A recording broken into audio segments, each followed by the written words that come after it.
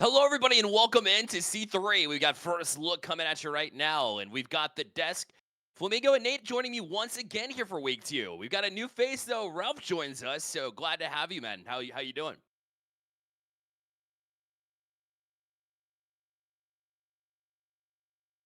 Oh, he's muted.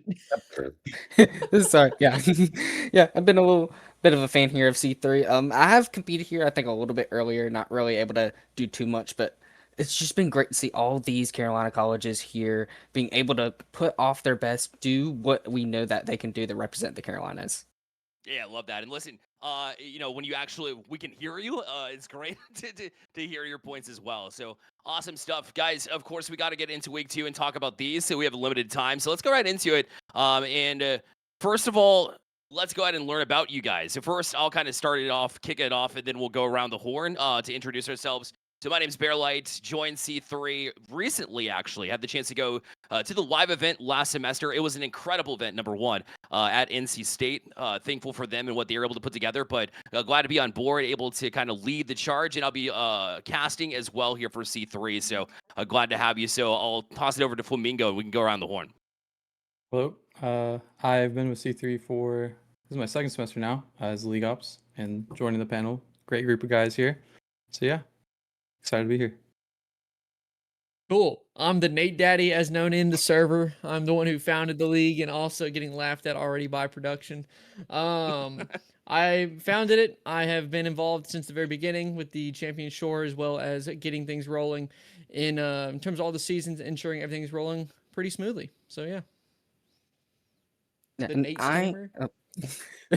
oh Lord. Yeah, I am a Rough Beast RL. This is gonna be, I think, my first season here casting with the desk here for C3. I've casted actually for a lot of different leagues, but it's not really getting to that. It's just too much. But I have been here for a little bit in the fall 2024 season for, I believe, the Open League. So it's really the most that I've had here at C3. But yeah, it's gonna be a great season. I'm gonna have a lot of fun with you guys here. Very, very excited. All right. Well, now that we got the icebreakers out of the way, let's go ahead and get the key takeaways from week number one. We saw a lot of results that were expected. There were some that maybe not as expected, which we'll get into in just a bit. But let's go ahead and go key takeaways from week number one. Nate, I want to hear from you first. You always got something to say, not only about UNCW, but basically across E3. What was your key takeaway from week one? All I'm gonna say, biggest takeaway from week one: UNCW started out 1-0. Enough said. That's all I gotta say there. They're 1-0, easy top four run going into this season. I think they're gonna really cook in this champ that could. Yeah, biggest Helps takeaway. when helps when you have that Mickey schedule, doesn't it? All right. Oh, we'll go over to now. We'll go to Air Off Beast actually for the next take. What was your key takeaways? What did you see in week number one, if anything? Yeah, my biggest thing is going to be that UNC Charlotte and Winthrop series there. You saw both Yep. them going back and forth. It was a little bit more shaky from UNC Charlotte. I at least predicted them to try and take that one, but it's a great way for them to go the distance there, prove that both teams are going to be probably one of the top teams here in C3. So very fun during that season. I really think that was probably one of the more crucial ones for the season. And Flamingo, obviously, it's a little bit early here, but we've got to see at least a little bit of action there too. I know you were talking about Winthrop in the green room, which I'm sure you'll get to in just a bit. But I want to hear your take. What was your biggest key takeaway from week one? Um, Honestly, just the fact that South Carolina came out swinging immediately, like this in peak form already, like left up or picked up where they left off, like from the land. Just straight back into it, right? No taking no time off for sure. One thing that kind of surprised me was NC State and their ability to really show up in week number one with the sweep, the 3-0. That was pretty sick as well. So I've got eyes on UNC State. I think you can do some big things here. Well, let's take a look at the standings right now and check out where we are. Obviously, like I mentioned, it's a little bit too early to tell, but like I said, NC State up top, USC Gamecocks obviously there as well. CIU, Nate, you a little bit nervous. They're 1-0 to start the season as well. Um, no, I think it's gonna really kind of depend on how my champ that could really performs tonight. I think he's either gonna have to connect a cable to his controller because he has been playing Bluetooth, heinous activities. But if he can show up and really come out, I think UNCW can take the win. Although I know CIU has a grand champ average team, so he's gonna have to really try and match that pace. So I think it's gonna be a good one. Is UNCW gonna kind of have to be the underdog of this one? Absolutely. but I can't turn on my boys. I think they're gonna turn this one around. But Flamingo, Aerof, any response or anything that sticks out to you here in the standings? Honestly, I mean it is just past week 1. But Charlotte 9th at the moment also just kind of sticks out to me. Played a close game but ultimately lost. As well as even though Winthrop won last week, they're still down there in 7th below UNCW somehow. But yeah, just 2 Titans down there, 7th and 9th at the moment. Yeah, I Doubt kind of about see it. a little bit of the same thing there for Charlotte and Winthrop. UNC Charlotte, definitely one of the best teams. And Winthrop, actually, if I'm not mistaken, was the second place team from last year for the fall. So kind of a little surprising to see them down there, but at the same time, not really as unexpected considering it is week 1 that we just finished up last week, as well as the fact that they did both go to game 5 against each other. So kind of expect them to be a little bit closer to the middle of the pack there. But I think once the season continues on, they're probably going to go up. Totally agree with you. One thing that stood out to me as well with the standings is Coastal Carolina starting out 1-0. They played Asheville, who did make LAN last semester. So that being said, I know it wasn't a huge win. It wasn't anything to really get hyped about if you're Coastal Carolina, but it is a good way to start the season for sure. So love seeing them at the 1-0 mark as well after that big win over UNC Asheville, who we'll get to see on the main channel as well here tonight. So excited for that for sure. Let's have some fun. Let's kick it off with the hot takes now. Flamingo, go right back to you. What you got for a week 1 hot take? What'd you see? So Nate tried to steal my hot take earlier, by the way. I'm just going to mention this I now. don't know This what is you're important talking about, context. dude. He is lying. I think even though Winthrop beat Charlotte, I still think this roster is not as good as it was last semester. It is still early, so I could be proven wrong, but at the moment, I don't know, I think I need to see more from them before I can truly believe that they're like number 1 or number 2 in the league right now. All right. Well, before you give yours, Nate, I want to hear your response to that, because do you agree, disagree? Because I know you stole your take, right? You just had to bring it up, didn't you? So from my understanding, I know their Winthrop roster was a little hit or miss last semester already due to some mental fortitude issues, but they seem they did pretty well at LAN, overtook and ended up coming in second last season in the championship. But with Monster King kind of being the new player here, I do think he's been grinding. You know, I was chatting with him in Bepic's stream. He says he's been grinding ever since the season started, and he's up there about to the similar skill level now. But new player, new chemistry, doesn't really play with them a whole lot. I'm pretty sure Monster King started originally, so I think it kind of can go either way. I want to see an upset against USC next week first. I talked to Winthrop when I was down there. They seem to have an extreme amount of confidence in Monster King, and you can see why in week number 1 did really well. Are they going to live up to it, though? That's something I guess we'll see eventually. So, Nate, we'll get to your hot take next. What you got? I think Asheville should have been swept. I don't think that should have been close. Honestly, from the start of Coastal, I know I've know Coastal on a more personal level now already. And based off of even last season, the fact that Coastal dropped that game, they think they should have swept that game too. And yes, it was 3-2. Asheville should have gotten swept. Can't wait for Gracie to demo me in more private matches because of that. But yeah, that's my hot take. That's crazy, man. That's crazy. You guys doubt Asheville. I don't know. I'm a fan of what they're building. We'll see what happens though. So no doubt about it. Aerof, you're next, buddy. What you got? We're putting you on the hot seat. What's your hot take?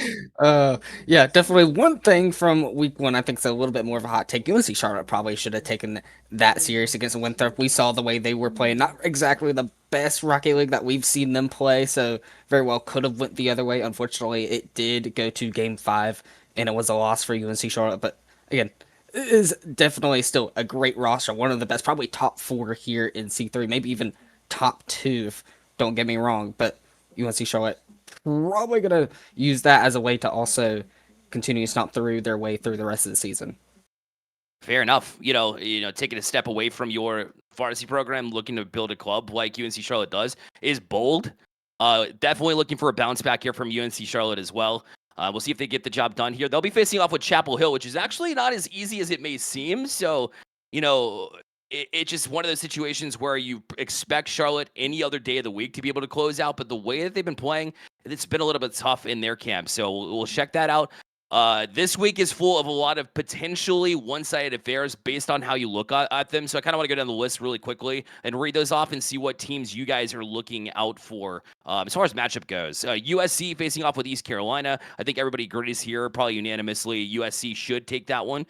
East Carolina has a new team that they're bringing back in, so that experience, it's going to take them a little bit longer, in my opinion. We got NC State facing off with Elon. Again, I talked about how NC State's been really strong. Coastal Carolina facing off with High Point. We've got UNC Wilmington, Columbia International. Those two will be facing off. Asheville versus Clemson and Wake Tech versus Winthrop University. Given those matchups here tonight, let's go to Flamingo first. We haven't heard from you in a minute. Any of those teams or matchups that you're looking at? I think CIU Wilmington's gonna be a game 5, honestly. CIU, a new team in the league, obviously. Happy to have them, but I do think they can pull off the win over Wilmington. So, yeah, I think I got my eyes on that one. I've had that one circled for a little bit now, honestly. Nate, obviously we know who you're pulling for, but what do you realistically? What do you think is going to happen? Honestly, so it's really going to turn. I love the new guy Dom, but he's definitely still fresh into the mix in the competitive scene. I still think Wilmington can pull it out. It's just going to really be hard for Red and Steve here to try and put the team on their back and really help coordinate and lead that series. I think that's where it's going to go for that one. In terms of my other stuff, I do want to say the only team I am most interested in is Elon, because they forfeited last week because apparently their university semester did not start until this week, apparently. Learned that, so they had to forfeit last week. So yes, NC State may be the 1 seed. Elon might be coming in at the 16th seed, but it's NC State. If they start trolling, Elon can start taking games. They've taken some games off of Charlotte before. Just saying. Can they complete the series though, in your eyes? I would love to see that happen. Really? That much against NC State, or you just like what Elon's about? Well, considering they flamed me in my my boogie board on the snow hill with my Tar Heel hat on, they're gonna have to lose. Oh, it's really funny. All right, Flamingo. Have we gone to? Oh, we already have. I'm actually slow. Let's go to Aerof. Aerof, any of those matchups kind of catch your eye? Again, USC, East Carolina. We've got UNC Charlotte facing off with Chapel Hill. We already talked about the rest. What matchups are you looking at, man? Mine might just be the Wake Tech versus Winthrop game there. That's going to be an interesting one. I kind of see that possibly going to game 4 in favor of Winthrop, but at the same time, I think it's going to be an interesting one. That could be another game 5 we may see from Winthrop. Wake Tech still one of the best rosters I think we have here in C3 Premier, but at the same time too, they've been together for so long. They've proven multiple times that they can be top 6, top 4, and I think that's just going to be another tough competition there for Winthrop if they want to try and be the top here. See if they can keep it going. See if they can keep the ball rolling for sure. All right. I got my eyes on UNC Charlotte, obviously, because I'm an alumni, but it's also a real check-in factor, a reality check here on if they can take it against Chapel Hill. Like I mentioned, Chapel Hill's got some GCs on that team, man. They're not a sleeper this year. They lost their first series as well, so they'll be hungry for a win, but so will UNC Charlotte. So it's going to, I think it's going to be crazy from both camps as far as what they throw out. A lot of desperation on the line here, and it's just week 2. So that one is certainly one that I would be eyeballing for sure. So we'll take a peek at that one and see what the results lead us. So now, again, week 2 expectations, we've already really been over here at this point in time. So let's talk about the stream here and what we've got going on. The matchups here on the main channel starts off 7 p.m. Eastern time. Again, that'll be myself and Colson actually will be joining me on the main channel. UNCW facing off with CIU. We've already heard from Nate. I believe we've heard from Flamingo as well. But Flamingo, remind us, what's your prediction here? UNCW or Columbia International? Who pulls it off? I think CIU does it in 5. CIU in 5? Gotcha. Aerof, who you got? Call me a little bit crazy, but I think I'm going to go with Nate here. I'm going to be going for UNC Wilmington. I think it might be in 4 here. Could go to 5, but Wilmington definitely is going to have it in the bag.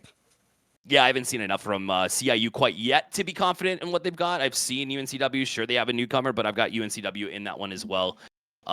and we heard from Nate already. So let's go ahead and go to the 8 p.m. mainstream channel, or mainstream matchup rather. We've got UNC Asheville facing off with the Clemson Tigers. Clemson looked extremely strong last week. Let's start with A-Roth. We'll go right back to you. Who you got for this one?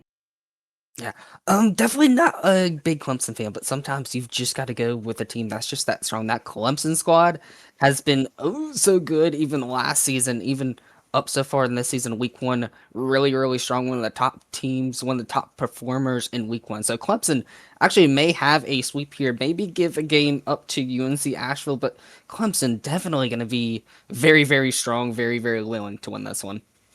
Got it. Flamingo, who you got? No bias was made in this prediction. I'm just going to start with that one. I do think Asheville can pull off the upset and win this series. Listen, I think it's possible, but Nate, is it actually feasible? What's your thoughts? No, it's not. So I think at best, this goes to game 4 because last time I talked to Clemson about playing against Asheville, they said this was the trolliest game I've ever played. So I think they might get a game, but I think Clemson takes it in game 4. Listen, guys, I've seen Enzo play from his high school days into college. I got to see him at Lane. He gets in their others' heads just simply from having fun alone. Really keeps the vibes up, number one in his camp, and then also throws the team for loops. So you have to really have a strong advantage from a Rocket League, experience standpoint to really be able to pull it off. You have to have that confidence as well. I don't know. He can't meow at his opponents this time, so I don't know about that advantage. As of land, he was just meowing the whole time. So Listen, you can still be a keyboard warrior, though, right? he's gonna start typing meows in the chat. That's what I would do. That's honestly what I would do. All right, 9 p.m. matchup we got going on. Wake Tech facing off with Winthrop Academy. Arif, just go ahead and remind us who you got for that one. Yeah, definitely gonna be Winthrop here. Again, I do think this one's gonna be a little bit closer. Wake Tech still one of the better teams here in C3 Premier. They've proven before to be able to take games off of big teams here. I do see this one at least going to 4, maybe able to go to game 5. There's a chance there Wake takes it, but I really think it's gonna be Winthrop going for this one. All right, Flamingo, do you agree? Yes. Honestly, I think each game will be close, but I do think it's going to be a sweep by Winthrop, honestly. All right, and Nate, who you got? If Wake Tech doesn't take game 1 in a very confident fashion, I think it's gonna be a Winthrop blowout. I've got Winthrop 3-0 on that one as well. I think Winthrop gets it done. Monster King proved enough to me. Maybe not for the rest of the season. He's still got a lot to prove, to your point, Flamingo, but I think he's done enough to at least justify where they are right now. Just so you guys know, on the social media front, Clemson 80% over Asheville 20%. We had Winthrop Eagles 85.7% to Wake Tech's 14.3%, and then UNCW 75% over Columbia International at 25%. So they're pretty much agreeing with with everybody here in the booth as well. So final thoughts before you send it. We'll go around the horn one more time. Flamingo, your final thoughts leading into week 2. Honestly, just excited. I think it'll start to balance out with like how the top teams will be in standings and bottom teams, etc. But yeah, I think this week will sort of balance out the standings and then give us a real look into how the season's going to go, I think. Nate, your thoughts? I'd have to agree. I think this week it's definitely got a big clash on a few of the middle seeds, but I think the Titans will continue to prevail going into next week in the standings. Assuming also the ball chasing bug gets fixed and overtime games can now be taken for data. That'd be very helpful. Ball chasing, just saying. But yeah, I think after this week things will start sorting it out. Love it. Arif, your first cast, man. Exciting times, dude. What you're thinking? What's your final thoughts here for?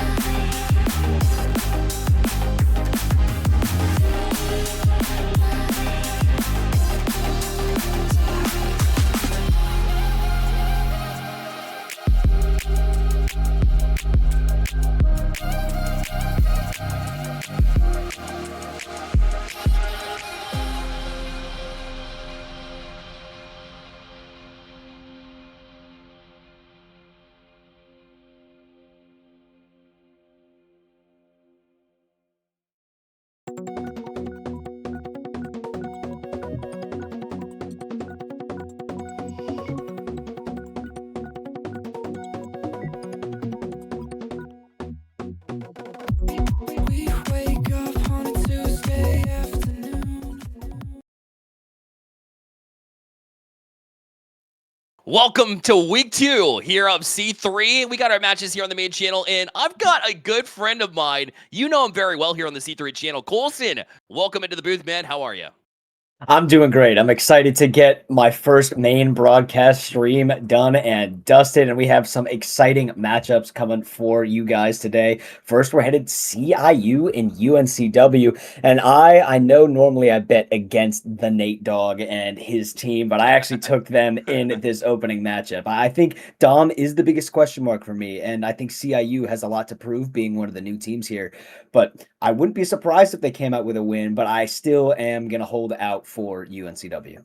I love it, man. I was just about to ask you your predictions. Obviously, you weren't on first look, but that kind of dives right in, and I love that take as well. But what are some of the things that you're thinking about? Let's talk about from the perspective of CIU, because it's a new team coming in to C3 specifically. What are some of the challenges that you think a collegiate program goes through in order to get a new team that experience here in C3? I think it's just going to come down to reps, and it's going to be dealing with the nerves of showing out on the big stage. Right now, we have a lot of viewers. People are showing up, showing out for these collegiate teams, and CIU is brand new to that, and there's a lot that comes with it. I know I played on even a show match at the LAN event we had, and I was nervous. I actually saved a shot from my own teammate, and that made us lose the game. So I am very familiar with nerves and how it goes, and I'm going to look to Reticle, especially as the leader of this UNCW squad, to calm the nerves of his new teammate. But CIU, I think, could be a little nervous, maybe a little ping-pongy, not keeping control of this first game. I think they need to get their nerves under control, and if they can do that, I think this could be a competitive series. Well, CIU's got some fans in the chat here to support the new team here in C3. They'll be facing off with UNCW. We get to the pitch now for game number 1. C3 week 2 begins right now. Diving into the opening kickoff, initially going in favor of UNCW. UNCW in the blue, CIU in the orange, and this one immediately goes off the post, bar down and out. This one gets saved by the 4th man. Right now, a lot of early pressure coming from UNCW. I think this could be chalked up to the nerves of CIU and the experience of UNCW coming out hot. Great bump comes out, but Dom puts one off the post. Unfortunate start, but the pressure is not over. Wisdom trying to put this one down, but unfortunately no one can get to it. Casey now finally breaking out of the CIU half, trying to start a counterattack for this CIU squad. Yeah, now it's Dom able to try to get himself settled down. Right now, unfortunately, ran out of boost in that situation. You talk about the nerves of CIU in particular, but you got to imagine it's very similar on the other side of the pitch, right? You know, Dom is just now with this new team, so they're trying to warm up, and the first goal on the board, though, will go to Reticle in UNCW. I mean, who's surprised, right? Reticle with the experience. He's been here for a while. He's been a consistent player. And of course, he's going to place that one into the top left corner, getting the first goal for UNCW, getting the Seahawks on the board early. Yeah, it's what you look for. You look to gain some momentum off of. UNCW certainly had the pressure early, feeling deserving of that first goal. There's no doubt about it. As Reticle waited to go ahead and pick this one up. Had plenty of room to work with, but couldn't get a flick off as Big Turk was eventually able to challenge here at midfield. Casey now with the 50-50 with Gamehawk to win that one up high. Big Turk backwards for this one allows Reticle to relieve some of the pressure, if you can call it that, from CIU. Looks like they're still trying to get their feet under them, but the bump will free it up, but it's off the crossbar. As Wisdom wasn't able to find the back of the net, CIU tried to get in transition, but Reticle will be back in time.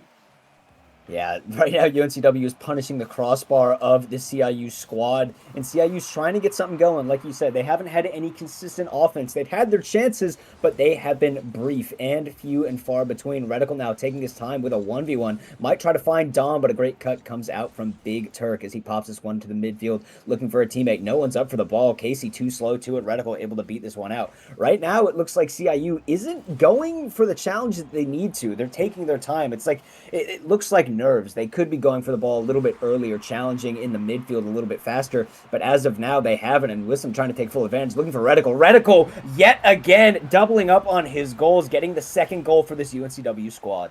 You bring up a good point here, because it's certainly looking like nerves. The touches aren't anything of what CIU and the Rams wanted to do coming into the series. I think that goes without saying, but, you know, it's the nerves that allow you or enable you to dive for balls that maybe you shouldn't go for. And then when you do that, you end up double committing. It's never a good look here. So CIU, I think, a big goal here in game one, whether or not they come back here in this game or not, will be big for them to help settle them in against a team that has been there, done that in UNCW, able to make land last semester and looking to prove themselves after, you know, a tough week number one, but a win nonetheless.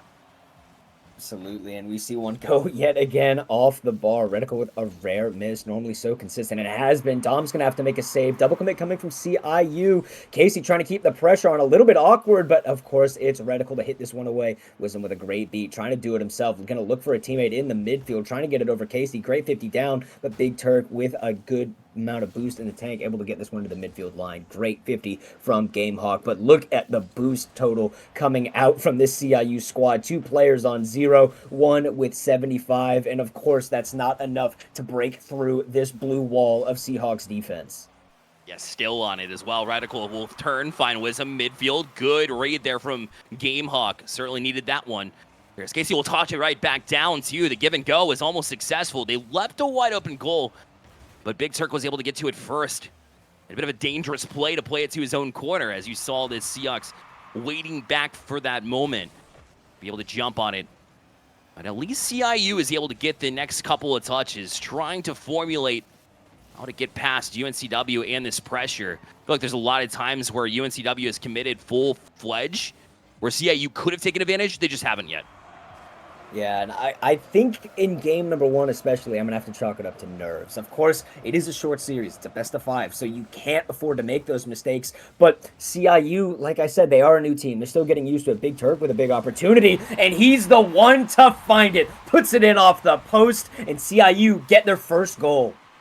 And that's what you're looking for. Big Turk has been a big reason why they've been close, right? They've been the most active on the pitch for sure, finding those moments to be able to tackle and be able to get back into the zone to really force something. That's a good read off the corner when those nerves are ticking. And a big goal here. Not only just giving yourself some confidence, but they have plenty of time here with a minute left.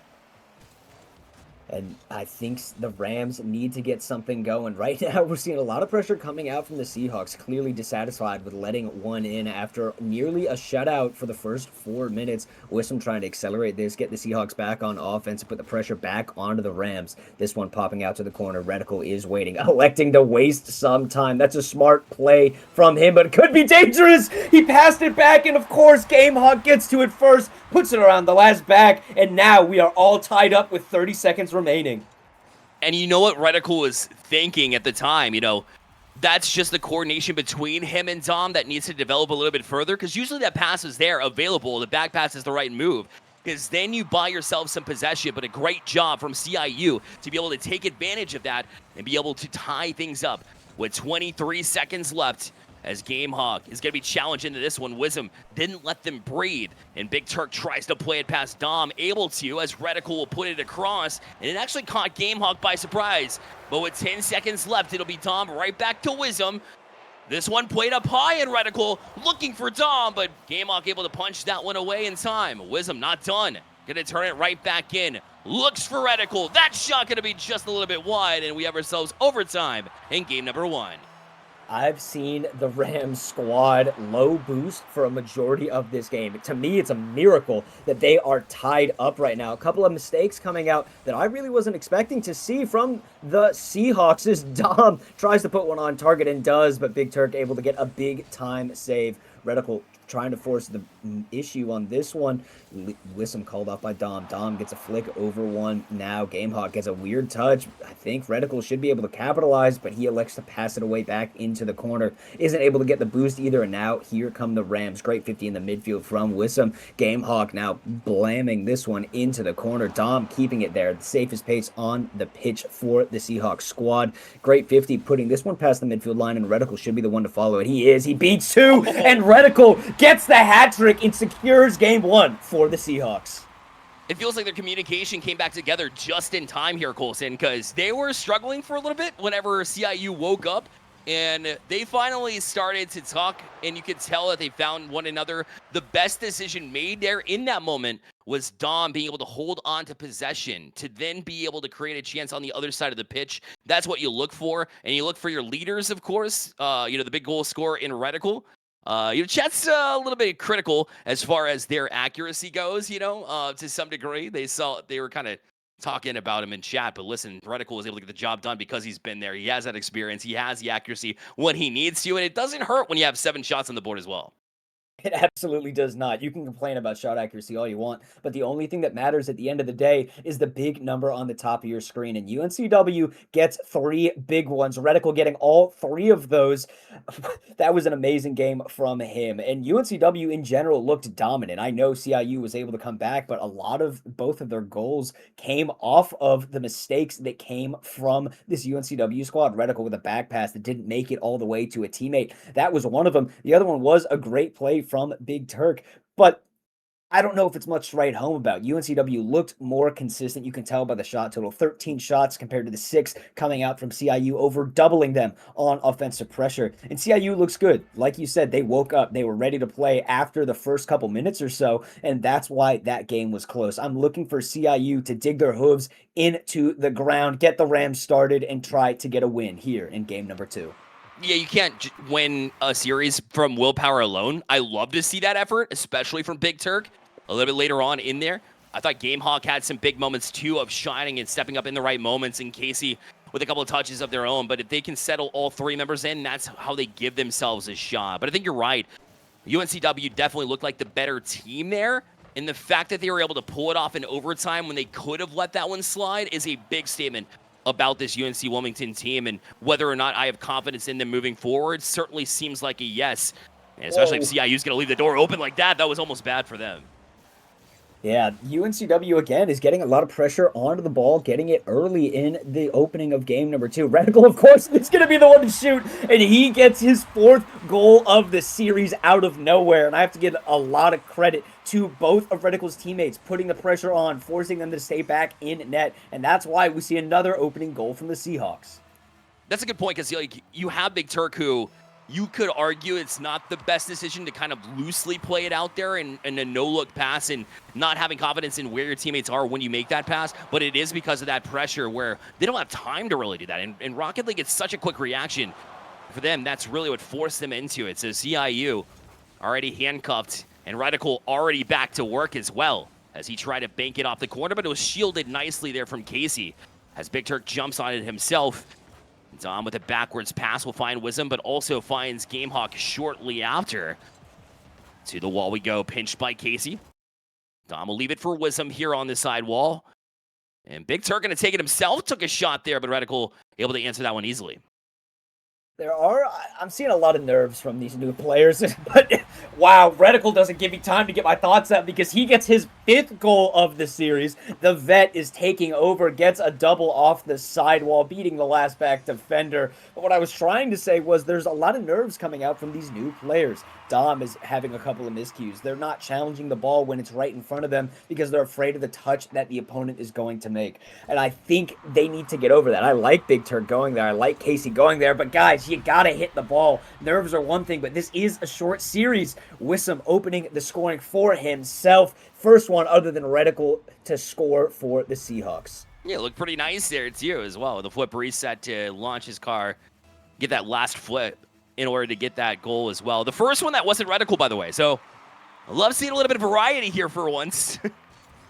It's not CIU coming back and taking a lead yet, but they're looking to do at least a little bit of damage here as Gamehawk will put them on the board. So down 2 with 3:17 left and still plenty of time here, Coulson. This one popped down from Big Turk. Big Turk just not enough in the tank to get back to that ball. And that's been a consistent theme for this CIU squad. They're playing well. They're playing them close so far. They have plenty of time to get 2 goals, but they got to figure out boost management. And a lot of that's going to come from the midfield line. They aren't being super aggressive in the midfield, and that's allowing the Seahawks for opportunities like this. Reticle puts it off the bar, giving it over to Wisdom. He said, I didn't really want that one. That wasn't a miss. That was a strategic error, strategic placement off the bar, getting his teammate another goal. Yeah, unfortunately, as much as it hurts for North America, it looked like the atomic missed a little bit off the corner, could not quite find the read, and there you go. There you have it. There, off the kickoff, though, opportunity. Definitely what the Dr. ordered here for CIU. Not ones that UNCW usually give up here, but a great written, drawn-up kickoff play, it seemed like. At least able to pop over that last defender. Whether it's luck or not, CIU will take it. Yeah, great hard cheat coming out from the CIU team. Reticle was moving upfield, thought his team was going to get to that ball first. This kickoff does go a little bit better for the Seahawks. Casey now gets dunked out by Reticle. This net is wide open, waiting for a Seahawk to go. But again, Wissam elects not to. I know Big Turk was there, but guys, go for the ball. The meta is hitting the ball. And that's what this team has been doing and which led to success. When the Seahawks are demoing, bumping, going for the ball, challenging early, that's when they were getting their goals. And when they're in between doing that, that's when we see CIU begin to strike. Big Turk is going for the ball. He's causing all the havoc on the side of the Seahawks. Look at him. He's going for it again. He gets dusted. That should be a free ball for Casey. Unfortunately, he was pushed up a little bit too far at the midfield line, a little bit past, a little bit overcommitted. This could lead to some Seahawks pressure. Dom now off the corner, trying to get it by Casey, but Casey with a great touchdown, looking for Big Turk. Big Turk whiffs on this one. Pop back to Casey from Gamehawk, but not enough boost in the tank to continue their offensive pressure. Gamehawk's going to stop him right in his tracks. The extra touch here from Big Turk. And Gamehawk was diving in. Casey the follow-up as well, but that one's going to be fended off by Reticle. Although he was kind of backwards, still managed to get that touch. And Wisdom will be onto it next. And trying to play off the sidewall. Wasn't able to manage it. But Dom was right back there in support. And Casey, this one was a little bit scary, but plays to the side of the net. And Reticle looking at an open cage, but Gamehawk able to get back to this one. As the time kind of ticks off the clock here for UNCW. As long as they're in control here, they're pretty confident they'll be able to close out. Really, CIU has only had Big Turk who's in Gamehawk back and forth trying to create pressure, but other than that, it's been pretty free. But an opportunity here. Big Turk, big fake. They're back within 1 now.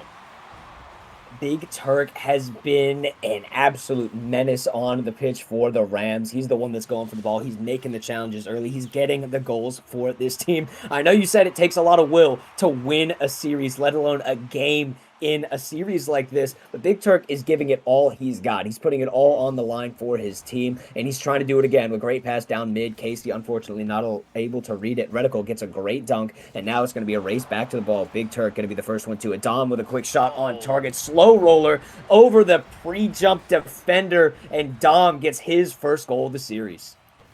Yeah, a bit tragic here for CIU, who had just established all of that momentum, and Big Turk has been the one to really create the chances for them, but that was the unfortunate part. A big miss a little bit earlier on. Try to shake that off a little bit. That momentum almost certainly slows. I wouldn't say it's killed just yet, especially if they can maybe create something here. A great shot there. Oh. Hey, that was a laser there from Casey. You got to give him some respect. Casey, I'm glad with that shot. Big Turk pops it downfield. Casey elects to go for it. I like the aggressive third man coming out from them because it leads to another goal. They have a minute left. That is plenty of time. We've already seen a kickoff goal come out from the Rams. They might as well try to go for it right here. Casey, aggressive cheat on this one. Does run into his teammate, though. Reticle now trying to get it over. The vet trying to prove that he's still got it. He's going to will his squad to the victory as he's had a phenomenal series so far, and we're only in game 2. Mistouch from Dom. Strong clear from Gamehawk, but Reticle able to save this one off the post. Big Turk tries to keep it in, but gets demoed for his efforts. Reticle with another booming clear of his own, and a whiff from the CIU defender lets Reticle go up yet again and get another hat trick. Unlucky for sure. I mean, that's just a situation where CIU has certainly been here all series long. I think they've been able to compete with UNCW plenty, But the problem is those mistakes certainly add up, especially a team that's gotten to land 2/3 of that team. So those little situations, if they can clean up, then they get a series. But I feel like they've shot themselves in the foot just a couple too many times over the first couple of games. And that's really going to come back to haunt them for sure as Casey tried to make that one work. But that one's going to be fitted away by UNCW. And those little mistakes haunting CIU, and the Rams will have to, if they get it done, it'll have to be a reverse sweep because right now UNC Wilmington will be up 2-0 after the first couple of games. And rightfully so, right? If the Queen of Rocket League is going to win 9 times out of 10, and Colson, that's what we saw in the first couple of games. Absolutely. And Reticle, a same stat line as before. He drops 1,000 in this game, actually, but shooting accuracy was the same. 3 for 7. He's consistent as ever. And we're seeing another 13 shots coming out from this UNCW Seahawks squad. But we are seeing a lot more shots coming out from CIU. They were able to get almost double of their own shots from game number 1. They got 10 in this game, and they looked a lot more composed. I know we did see a couple of big whiffs that they still need to tighten up. That could have been the difference maker in this series, especially coming off the backboard. But it is what it is. You have 4 goals instead of being kept to just 2, I believe, in game number 1. So you're doubling your offensive power. So I got to give it to the Rams. They're doing well, but how are you going to get around the vet in Reticle, who is doing so well, Bearlight? Yeah, I mean, this is a player that's been absolutely insane. 6 goals to start us off, but that stat line was incredible, just all over the map as well. 5 saves is absolutely unbelievable. 7 shots in that game for a total of 14 shots. It's all about not allowing that opportunity to develop in the first place. You can't focus, you can't solo focus a player per se when we talk about Reticle, but you always have to be aware of where he's at and being able to read the play. This all goes back to anticipation, being able to be coached in a way where you see the play in advance and be able to attack it. You said it yourself. The Rams need to be able to challenge it, get a touch on the ball, and that only happens if you're able to read these angles and get to the ball before Reticle's able to take the massive amount of shots he laid out in the first couple. CIU now in the corner. They're the ones with a little bit of early pressure. Reticle with a fake and an unfortunate touch coming out from the CIU defender. Wisdom trying to get the pressure on, but a great save comes out from Big Turk, or else that one surely would have opened the scoring for the Seahawks yet again. CIU, like you said, needs to get this reverse sweep, and I'm going to look to Big Turk to start them off. Musty comes out from him, but it's going to be dropped in midfield, or Reticle will pick it right up. He gets it over 1. Reticle trying to do it himself. Air dribble with a 50 onto Casey, and Casey gets a big stop. Wisdom trying to keep this pressure on, popping it off the corner, but a great clear comes out from Gamehawk. We're about a minute into game time, and it's a little more back and forth than we saw in games number 1 and 2. I'm looking to Reticle to step up for the Seahawks. I'm looking for Big Turk to step up for the Rams. Yeah, 100%. And part of that stepping up for them, as Wisdom's going to put in the first one for UNCW, just about to say the Rams need Big Turk to be able to lead by example and be the player that actually is proactive. Unfortunately, that looked a little bit reactive, so it's not really pushing my confidence in a positive direction for the Rams. Sure, you still have availability. That's just the first minute off the board, but that timer is going to tick down a lot faster now that you're behind in this game. Plus the fact that you're down in the series as well by 2, and maybe another one coming as well, as Wisdom had that opportunity as well. CIU need to be able to get it together and get an answer pretty quickly. Reticle popping this one back into the CIU half. Casey gonna scoop this one up and keep it. He gets 50'd out though into the orange corner. Big Turk pops this one a little bit awkwardly. Wisdom with a 50, but it's into the side wall for some safety. Reticle pops this one over, looking for Dom, and Big Turk with another save. Looks like the Seahawks are more reminiscent of their game number 1 form. They are swarming right now.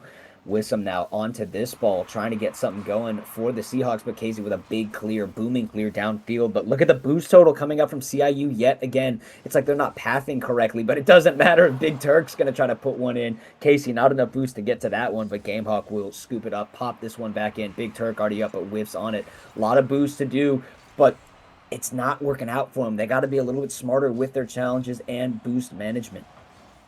Yeah, I agree completely. Be able to at least challenge UNCW right now. It feels like they haven't broken a sweat, but they might here. But Casey's going to be answered by Reticle there, as the best opportunity for the Rams in Game 3 came there. So a little bit of a stepping stone here. So now shot will be a little bit off the mark. Good read that time from Casey, and a big strong play to get it out of the zone and force Wisdom back from his own corner. Gamehawk shot taken, well wide. But Dom is trying to play it out, not able to get to it in time. Casey wants to go back across. Had eyes on Big Turk. By the time he settles, he's not able to get to it. Now a demo, though, will free things up. That one's off the side. Casey had the opportunity, but another unfortunate miss. It looks like the mistakes a little bit earlier in the series from the Rams continues to kind of linger here a little bit, Colson. Absolutely, and like you said, the nerves will get there, and double commit comes out from the Seahawks. Gamehawk will walk the dog and put this one into the back of the net, tying us up with 2 minutes remaining.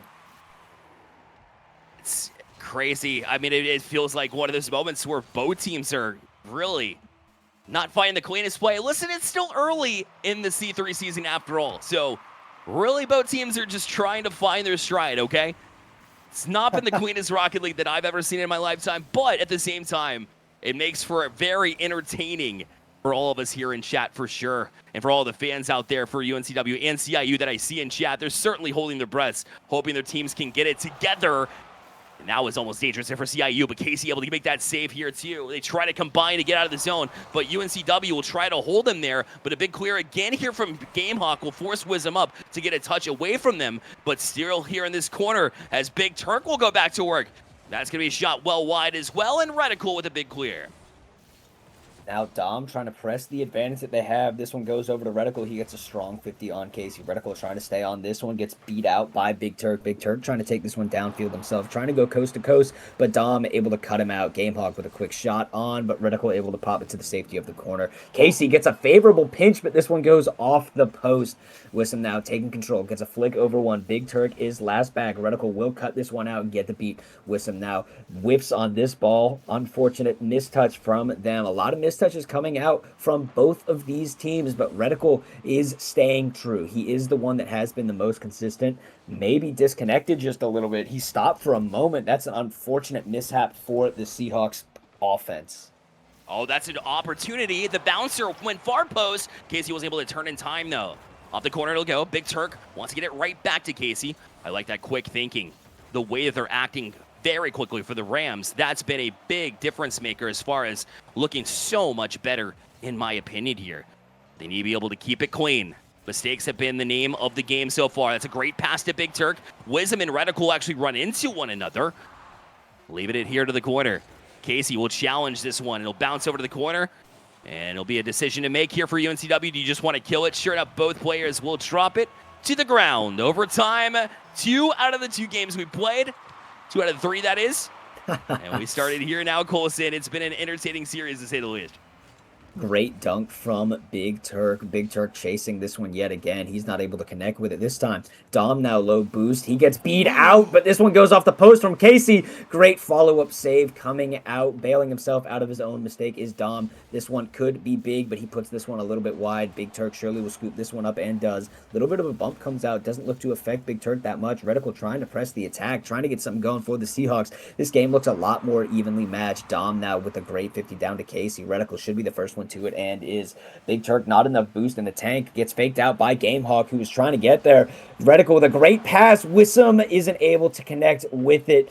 Casey now popping this one out, looking for Big Turk in transition and gets him. This could be dangerous. Reticle the only one back, and that's the guy you want to see in the backfield if you're the Seahawks. Wisdom with a miss. Gamehawk looking for a sidewall read, but doesn't have enough to get back to it. Dom putting it in the corner. Casey pressing the attack, but Reticle able to pop this one over. Looking for Wisdom yet again, and he gets a very strong 50, but low boost from most of the players on the field. This could be dangerous, but of course it's Big Turk able to pop this one away to safety.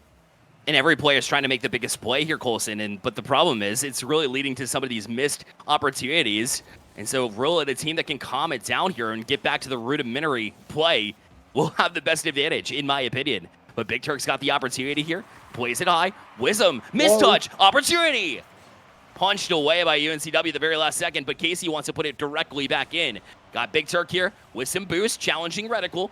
He'll have to leave it here on a platter, it seems, but Casey didn't have the boost to get to it, and Dom just has to get a touch. Left for Big Turk. Shot taken. Reticle able to get it over to the corner now. Will play it to himself. Tries to clear and does. Big Turk Strong catch, but will be demoed off of it. This is an opportunity for Reticle. He's got boost in the tank. He'll be bumped off it, though. Here's Gamehawk the other way. Reticle immediately to the back wall, but let Wisdom take it wisely. Casey punches it back in, but the bump only does so much. Now it's open as Wisdom will get to it easily. And UNCW, they won't argue this is the cleanest gameplay they've ever had here, Colson. Maybe even the least, but they still get the job done by sweep. Great job from the Seahawks, able to stay composed enough to take it in a 2-minute plus overtime. Congratulations to the Seahawks on the sweep, but it was a lot closer than that final score line will depict in the end. Seahawks didn't look great, and I don't think that CIU is super proud of the series they've had either, unfortunately, for both of these teams, but it doesn't matter. It's in the past now. You've got your big stage playing out of the way. Those nerves can now be calm. You've done it before. Now you can get back into it if you're the Rams. I think UNCW did play a more cohesive game, but like you said, in the end, they were kind of looking to make the big play for themselves. It wasn't as selfless as we saw in games number 1 and 2, which led to the crazy shot totals that we saw. Yeah, and I think they kind of mirrored, if I were to say so, UNCW kind of mirrored what CIU was looking to do, which was make the big play and really step up and be that hero. And I think it really just like, you start to overthink it. And I'm guilty of this as well. That's why I'm in the booth and not on the field. So I'll be honest. So I get it. I've been there, done that. But it really does show that you don't want to play to your competition. You want to play your own style of play and play with confidence. I think UNCW did just enough to be able to pull that off. So you're absolutely right, Colson. I 100% agree.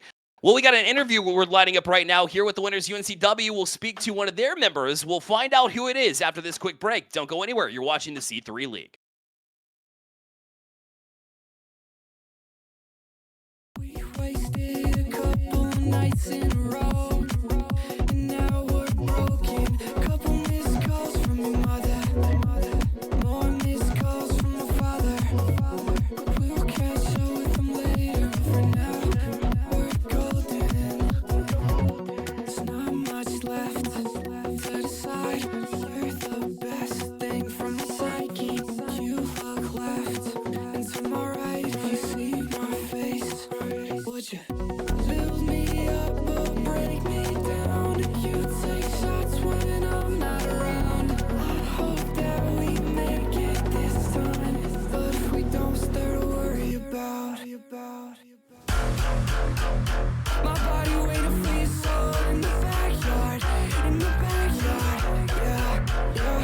I'll take you where you wanna go. Grab my passport, get my passport. Waiting for you, yes, I'm waiting for you. And I'm so close to breaking through. Won't stop waiting for you. I pass out on your couch every Monday night. And we both know things like this only happen a couple of times. As long as we know. Yeah, a couple of texts from my therapist. I haven't been going in, now she's pissed. 'Cause I'd rather talk to you even if we fight. There's not much left to decide. You're the best thing from my psyche. You look left and to my right. If you see my face, would you build me up or break me down? You take shots when I'm not around. I hope that we make it this time, but if we don't, start to worry about. My body waiting for your soul in the backyard, yeah. I'll take you where you wanna go. Get my passport. Waiting for you, yes, I'm waiting for you. And I'm so close to breaking through. Won't stop waiting for you.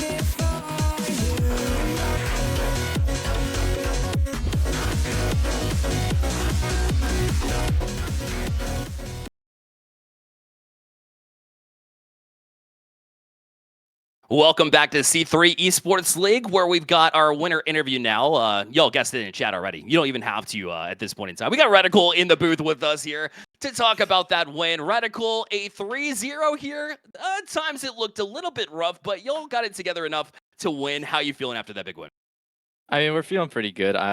Definitely getting used to having a new player in the mix. Dom, I think he picked up 1 or 2 goals over the series, so he did pretty well. But like you said, looked shaky at times. Just kind of we're figuring it out as we're going, because getting used to new team chemistry. But it feels good, 3-0. It's definitely something to be happy about. So. That was a big series from you guys, like Bearlight said. Was there anything in particular that you guys noticed about CIU's play style that you tried to take advantage of throughout that series?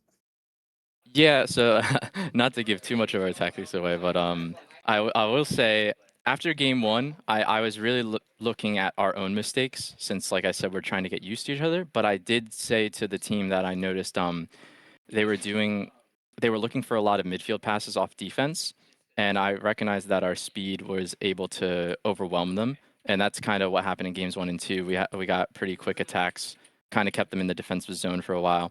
They started to adapt into game 3, and when game 3 happened, I didn't want to say too much because I didn't want to cause panic. So I just kind of told the team, like, hey, let's relax here. We already know what they're doing. They have switched up a little bit, but I think we can get it through here. When it went to overtime, I was like, all right, let's just relax. And then we got it done in the end. So seems like the strategy worked out.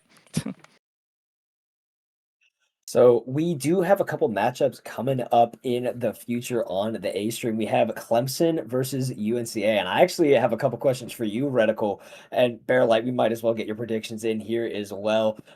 Reticle, who are you thinking is going to take this matchup between UNC Asheville and Clemson? I love both teams. I know the players on both rosters. I do think, sorry, Asheville, I do think Clemson's going to come out with this one. I just think that that's what's going to happen. I think Asheville could take its best of 5, so I think Asheville could take 1 here. I think it could be a 3-1 final. But I think they'll keep it close. I think it'll look a lot less like 6-1 score lines, a little more like 3-1, maybe a 3-2, maybe an overtime even. Kind of like how we had with CIU here, maybe an overtime thriller. But yeah, I think it'll be like 3-1 to Clemson. Bearlight, not to spoil anything for you, but who are you going to take in this next matchup? I got to stick with my predictions that just launched about 46 minutes ago, by the way, on Twitter, X. So if you aren't following us there, make sure to follow it here. Got to stick with my prediction. I agree with you, Reticle. I think it's definitely going to be Clemson to pull this one off. I think Enzo looked incredibly strong in the win. Plus, their week 1 performance was absolutely incredible from my perspective. I think they've only gotten better. I do respect what UNC Asheville is all about. I think they are taking steps in the right direction. You even heard me on First Look say it's going to be a close one. So, Reticle, I totally agree with you there as far as that one goes. Colson, what else you got for us, bro? I am just thinking a little bit about the matchup after that. We got Wake Tech and we have Winthrop. So, Reticle, I know this new Wake Tech squad is coming out. What do you think of them, and how do you think they're going to fare against Winthrop? I definitely don't know a lot about the new Wake Tech team. I know a lot of their former players. I know Dead Z, great guy. But when I look at this matchup and I think what's going to work, a team that has chemistry and that went to the finals last season, or a team that's brand new, I mean, it's definitely a wild card. But I just have to go at Phantom and the fellas. Like they're such a strong squad. I think it's going to be a 3-0 for them. They proved last season that they're such a powerful team and that they mean business when they come up on game day. So. Could be a powerful rebrand, Phantom in the fellas. That could be a nice little team name instead of Winthrop. Might have to throw that on a jersey somewhere. Absolutely, it is. Reticle, before you go, I do have one more question for you. Do you have any shout outs or anyone you want to say thank you to after this matchup today? Definitely our esports manager Nate and our C3 leader Nate, because he runs both. He holds out for us on terms of the UNCW program side, and he makes the league possible. So he does so much for everyone, not just me. Shout out to our coach. Shout out to Dom. He's been playing well. Great new player. With Samira, sticking it out because he's been here for a few semesters now. I think 3 or 4. So he's been improving. And if you're watching, I think my mom's watching. Hi, Mom. Hi, Melissa. Hey. You love to see it. And I appreciate you being here for sure, Reticle, and we'll let you go here as well. Thank you for joining us, man. Thank you for having me. Absolutely pleasure, for sure. By the way, if you don't already have it open, go ahead and open up C3 Esports League 2. That's twitch.tv/C3 Esports League 2. Go ahead and hit it with a follow if you haven't already. But they are actually in between matches now. UNC Charlotte is able to take that matchup 3-0 over Chapel Hill. So a bounce back effort there, Colson. Your thoughts? I wish I could say I was surprised, but it's Charlotte, right? Like they're the ones in the top four. I'd like to think of this league kind of in tiers, and Charlotte is in that upper tier. I do like Chapel Hill. I think they are a good team, but it's hard for me to root against, like Reticle was saying, the ones that are already so proven. So until they are disproven, I don't think I could ever root against them. Fair enough. Fair enough. All right. Well, you got to ask us our take, so I'm going to turn it right back. Uno reverse card for UNC Asheville facing off with Clemson. What are your thoughts here, Matt? Man, I think I'm gonna have to go with Clemson. Like I said, they're in that top four for a reason, right? After the land performance that they had last time, they played really well. They got third place, and Asheville was actually at that land as well, and they played pretty well. I think they're improving and doing well, but again, it's so hard to go against the formulas that have been working. I'd love to root for the underdog. Would I love it if UNC Asheville came out and destroyed Clemson? Sorry, Clemson fans, but yes, I would. That would be a phenomenal upset, but I won't believe in it until I see it happen. So, as much as I wish I could say UNC Asheville, I'm going to have to go with Clemson on this one. Well, Flamingo will have to stand alone. He was the only one to pick UNC Asheville for bias reasons. We won't talk about that, all right? But listen, not the underdog, the Bulldogs, but instead the Overcats, the Clemson Tigers get it done. Yeah, I think I have to agree there too. Everybody on the desk also predicted Winthrop across the board. What's in your eyes would Wake Tech have to do if they had a shot in your eyes? I'm sure there's somebody supporting Wake Tech in here. Give them some hope. Give them a little tiny glimpse of hope, if anything, Colson, if you have anything.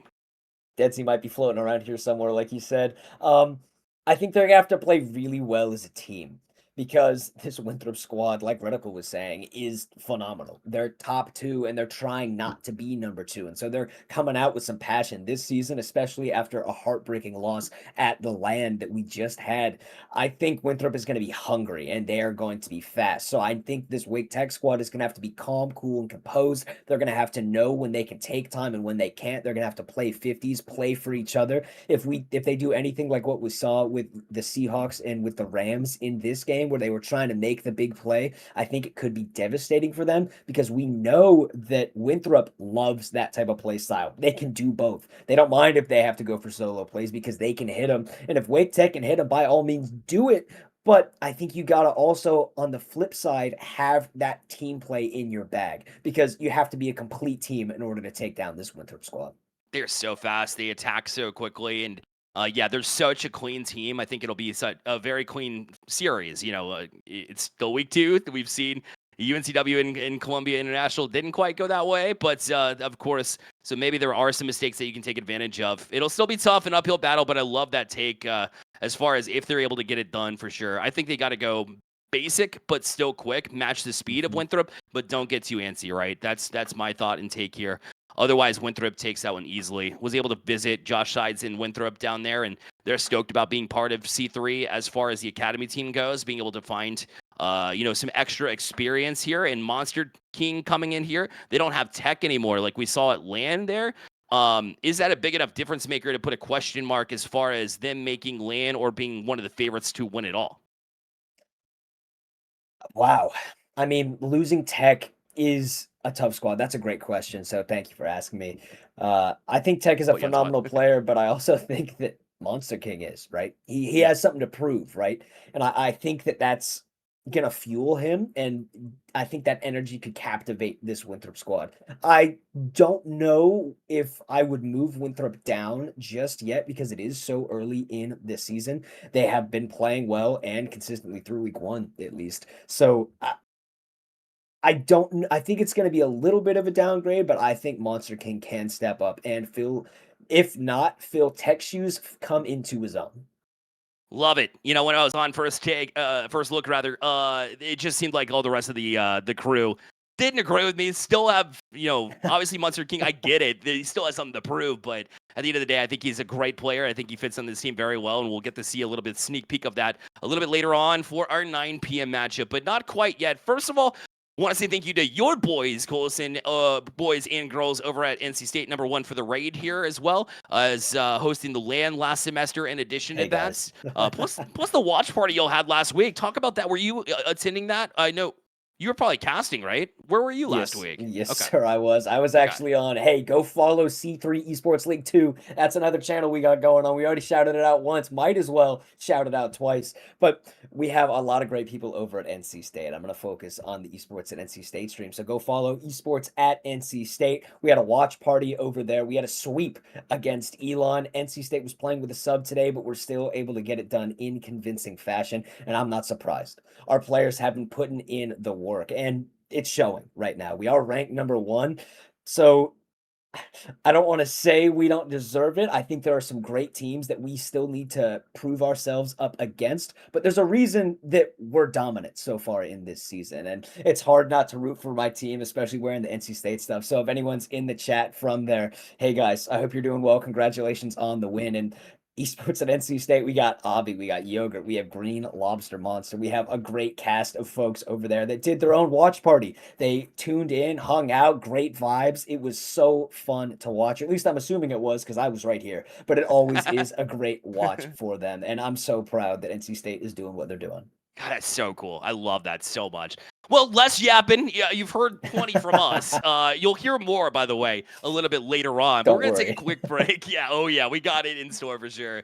But we're going to take that quick break. We'll be back in about 15 minutes or so. So keep it parked right here. Again, open up C3 Esports League 2 and make sure that you're following in there as well. But UNC Asheville facing off with Clemson after this break. Don't go anywhere.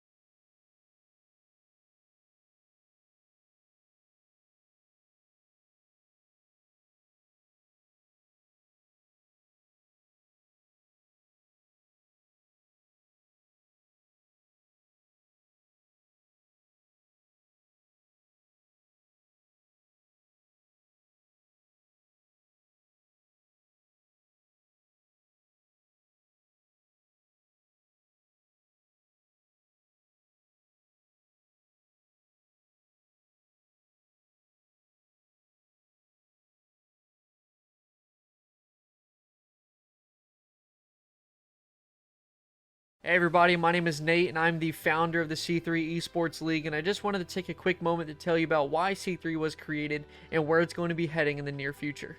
So C3 was created with a few things in mind. The first one being bridging the gap between the Carolina esports community and the academic institutions and teams that compete within it. Originally, there were no local leagues or local competitions really for these teams to go out and compete against one another and really showcase what Carolina esports can be. The second thing was also to give these students and collegiate competitors opportunities to learn shoutcasting, broadcasting, league operations, and management, and honestly just getting that competitive feel and showcasing what they can do on a competitive stage. Unless you're one of the top 1% universities in the nation, a lot of these students don't even get those opportunities and the chance to really represent what they can do themselves. And the third thing was to really show what esports can do whenever it's backed by the community and what a grassroots organization can really do. That community backing is crucial for almost everything esports related. So C3 is really trying to showcase a new era of esports and how it should be done with that backing of the community. Whether it's the players, whether it's the normal staff and volunteers helping us, or it's the institutions themselves, a league cannot survive without that community backing. Hey y'all, Coach Sathy from NRG Esports here, and today I'm here to endorse C3 Esports and their objectives as an organization. As a former professional player and current head coach, I understand the needs of both professional players and competitive hopefuls alike, and C3 Esports has that extra developmental step that playing the game on its own will not provide. Soft skills such as honest and effective communication, teamwork, and working within a structure are just some of the benefits for those partaking in the league, on both the playing side and the tournament organizing side. I hope those watching the video will research for themselves what C3 Esports is and engage with their mission. As a North Carolina native, I'm proud of what they've done, and I'm excited to see what they continue to do. Hey everyone, it's Jen, also known online as Lemon Kiwi. I'm an esports commentator for over 10 years, and I wanted to show support for C3 Esports and all the work they do in the Carolinas, because this kind of grassroots platform is what makes esports actually grow. This gives an opportunity for students to have structure, real competition, and to develop before that big spotlight hits. And it's where players learn how to compete, how to communicate, how to take the game seriously. And that foundation is what turns passion into something sustainable. And it's not just about winning games, it's learning how to show up for your team to improve and to be responsible for something, to represent something bigger than just yourself. And I think what C3 Esports does is an amazing opportunity, it's a great platform, and I hope it gets all the support it needs. And that's what I'm saying here, right? It's that C3 Esports exists to create real sustainable pathways for students, schools, and partners. We're not chasing trends. We're not chasing one-off activations. We're building infrastructure that allows communities to grow, to compete, to thrive long-term. That's what makes this different and why we see such a lasting impact in the community. Hi, I'm Blake Mr. Epic Phillips, and leagues like C3 play a pretty pivotal role in the current and future state of collegiate esports, because at the moment, the disparity between top funded programs and programs that don't receive much, if any, funding at all is growing pretty rapidly.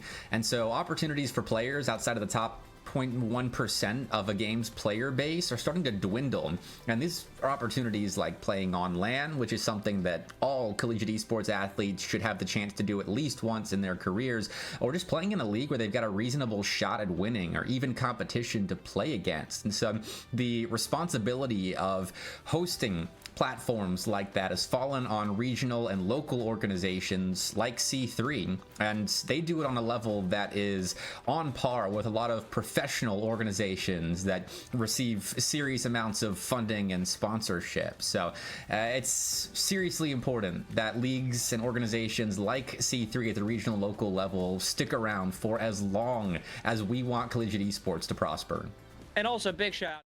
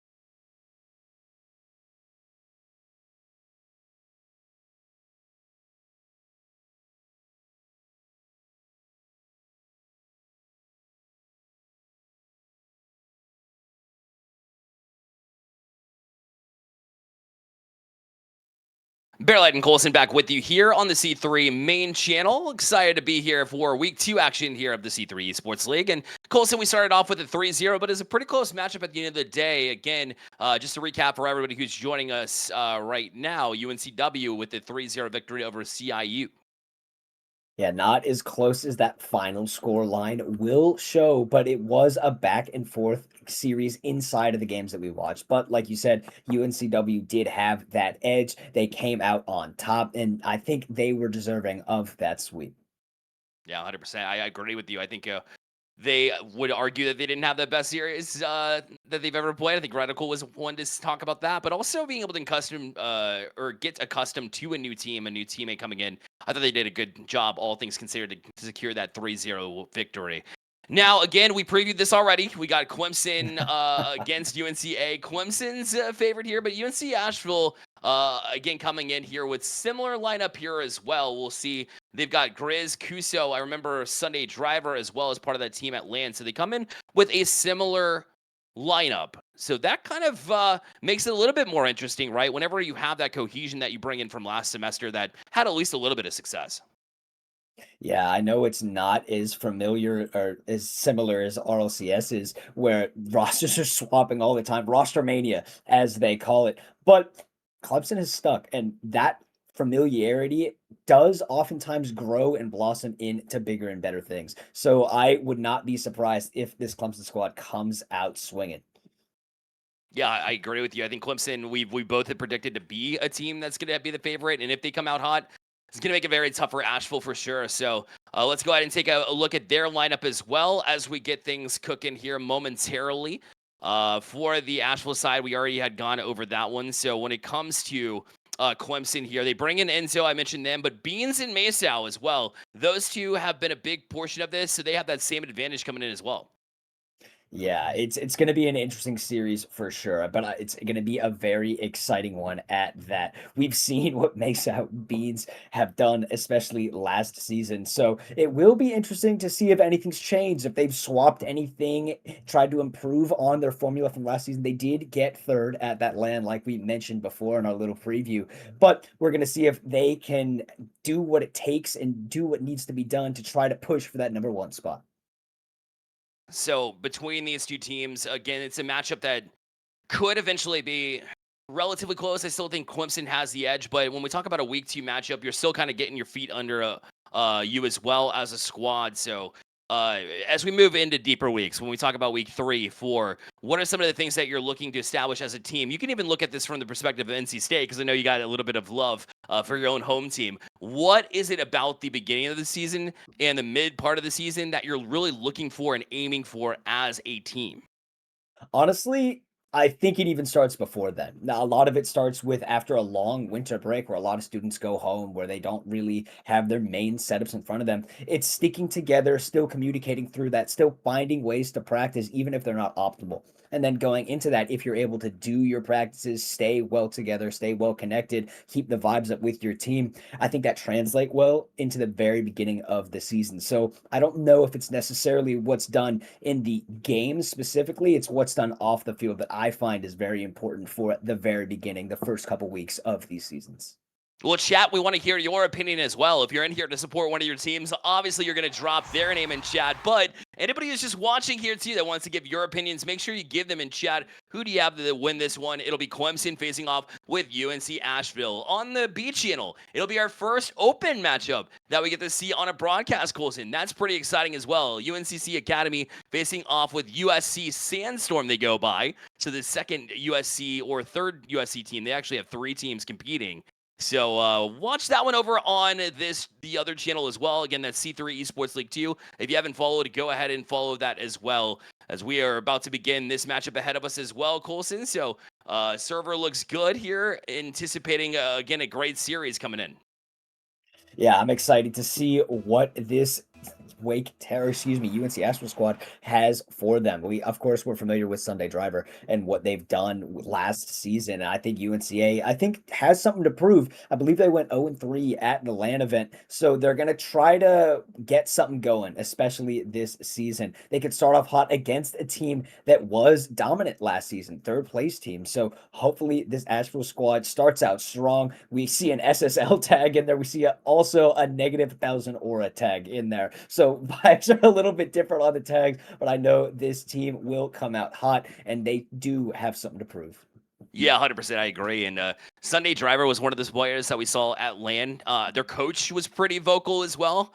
They're in LAN trying to get him going and cooked and really up to speed, up to the rest of the squad as well. So I wonder if they took that time. Again, we talk about the efficiency of being able to put a team out there and a quality team nonetheless. So obviously we're looking towards them as far as being able to step it up and become that trio. So it's always efficient during the offseason to get those takes in, but sometimes less easy to be able to do that during your offseason. You want to enjoy some time with the family, obviously hang out as well during that time, right? Absolutely, you do. And again, it is tough, but it's what needs to be done if you want to be an elite team. Those are often the difference makers, the small details that you have to pay attention to get to that next level. So I hope that both of these teams do that. But I'm going to stop my yapping and dive into game number 1. Clemson starting on the orange side. Of course, they are Clemson Tigers. And then we have UNCA in the blue side. Grizzy now taking this one up to the wall, gets it past one, looking to try to get some off the ceiling, gets beat out by Masao. Masao not able to follow on this touch, but Kuzo is. Masao leaves it for Enzo. Enzo trying to pop this one through. We're seeing a lot of pressure come out early for Clemson, and I think that was expected. We're going to need to see UNC Asheville break that pressure, but it's hard to do that when Masao's going for demos on your third man. Great shot coming out from Beans, but an even better demo coming out from Masao. All right, Colson, here's the thing. When I was on First Look here earlier today, and we were talking about how Enzo, he won't be as effective. And this wasn't Enzo, by the way. I'm just saying, like, Clemson in general knows how to get in your head. And they're like, they won't be at LAN. They won't be able to meow in their ears or whatever. They still find ways to get in your head. And that demo was a good, big indicator of what's to come here. Clemson already getting the job done here in 1-0 lead. Yeah, I think demos are an underrated part of the game, honestly. I know people say they're cringe because they're not as flashy, but they are very effective. And I think that Ashburn will need to take one out of Clemson's book to get their own offense started. Like we said in the interview with Reticle, they're going to have to do a very consistent game. They can't play the super flashy pace that we know Clemson can, because I don't think they're as consistent as Clemson is, but they need to capitalize on touches like this as Kuzo tries to make something happen, and he makes it work. A mistouch coming back from the third man on Clemson, and Kuzo ties it up 1-1. Yeah, Masao looked a little bit lost there at midfield, and then Enzo was just kind of, stunned. It looked like he was basically just like set in stone that it was going to be towards the middle of the goal as far as a shot goes. But Kuzo was very patient with it, didn't have to do much, but it was enough to kind of fake and give Clemson a taste of their own medicine, but right back at you. Enzo said 1 for 1. We'll go back up by 1. Yeah, kickoff goal coming out from Clemson, and I wish I could say I was shocked, but a great double coming out from Enzo, willing to take his time, trust that UNC Asheville won't jump for that ball immediately. He has all the time in the world, slots it between two last back defenders, and gives Clemson the lead right back. Here's Kuzo taking a shot. That'll challenge Beans, but they're able to get up to it in time. Snag the 100 boost from the corner, allowing them to be able to get to that one. So bounce high, but Kuzo's able to try to settle at least, but Enzo read that from the get-go. Not enough boost to follow it up, and it's kind of falling off of it anyways, so they'll rotate in behind, and Grizzy will take that shot as well. But Beans seems to be ready. No matter what shot they've been laying on, Beans has been right place, right time, but this one's going to be freebie. You said you got to get Sunday Driver settled in, and Colson, that's a good way to do it. Yeah, and this is what I was calling for from this Asheville squad. Kuzo with a great bump onto Enzo. Clemson not ready for their last back guy to get bumped out of the way, and Sunday Driver says thank you very much and scores the easiest goal of his career. We're tied 2 apiece now as we dive into the 5th kickoff of the game. Nassau elects to take control of the ball. A little bit of an awkward touch, but he's going to be able to pop this one back to himself yet again. Sunday Driver able to beat him out, but Enzo looks for a teammate mid. No one's there. Kuzo trying to put the pressure on early. Beans with a great touch. Double commit coming out from Asheville, but it's not going to pan out for them. Enzo now taking this one over. Gets bumped into the ball, and Enzo, with a little bit of help from the Asheville defender, makes it in favor of Clemson yet again. No doubt, that extra touch, and then boop, knocked you into it. Enzo will say that's what he was meaning to do the whole time. And listen, you position yourself right, you create your own luck, and that's what we saw with that one. So 3-2 lead now for Clemson, and now off the kickoff, Enzo's got a little bit of space to work with. Not a lot of boost to work with. Needs to get the flick off and does. A little bit of a trip up from the defense, but either way, Enzo is really cool with it. Sunday Driver caught going back to net. He was backwards in net, and Enzo, a nice little double jump to get it over him. Really awkward position for UNC Asheville, and I believe that would be his third goal. Enzo has a hat trick not even halfway into game number 1. Beans now taking this one over to the wall, taking his time on it.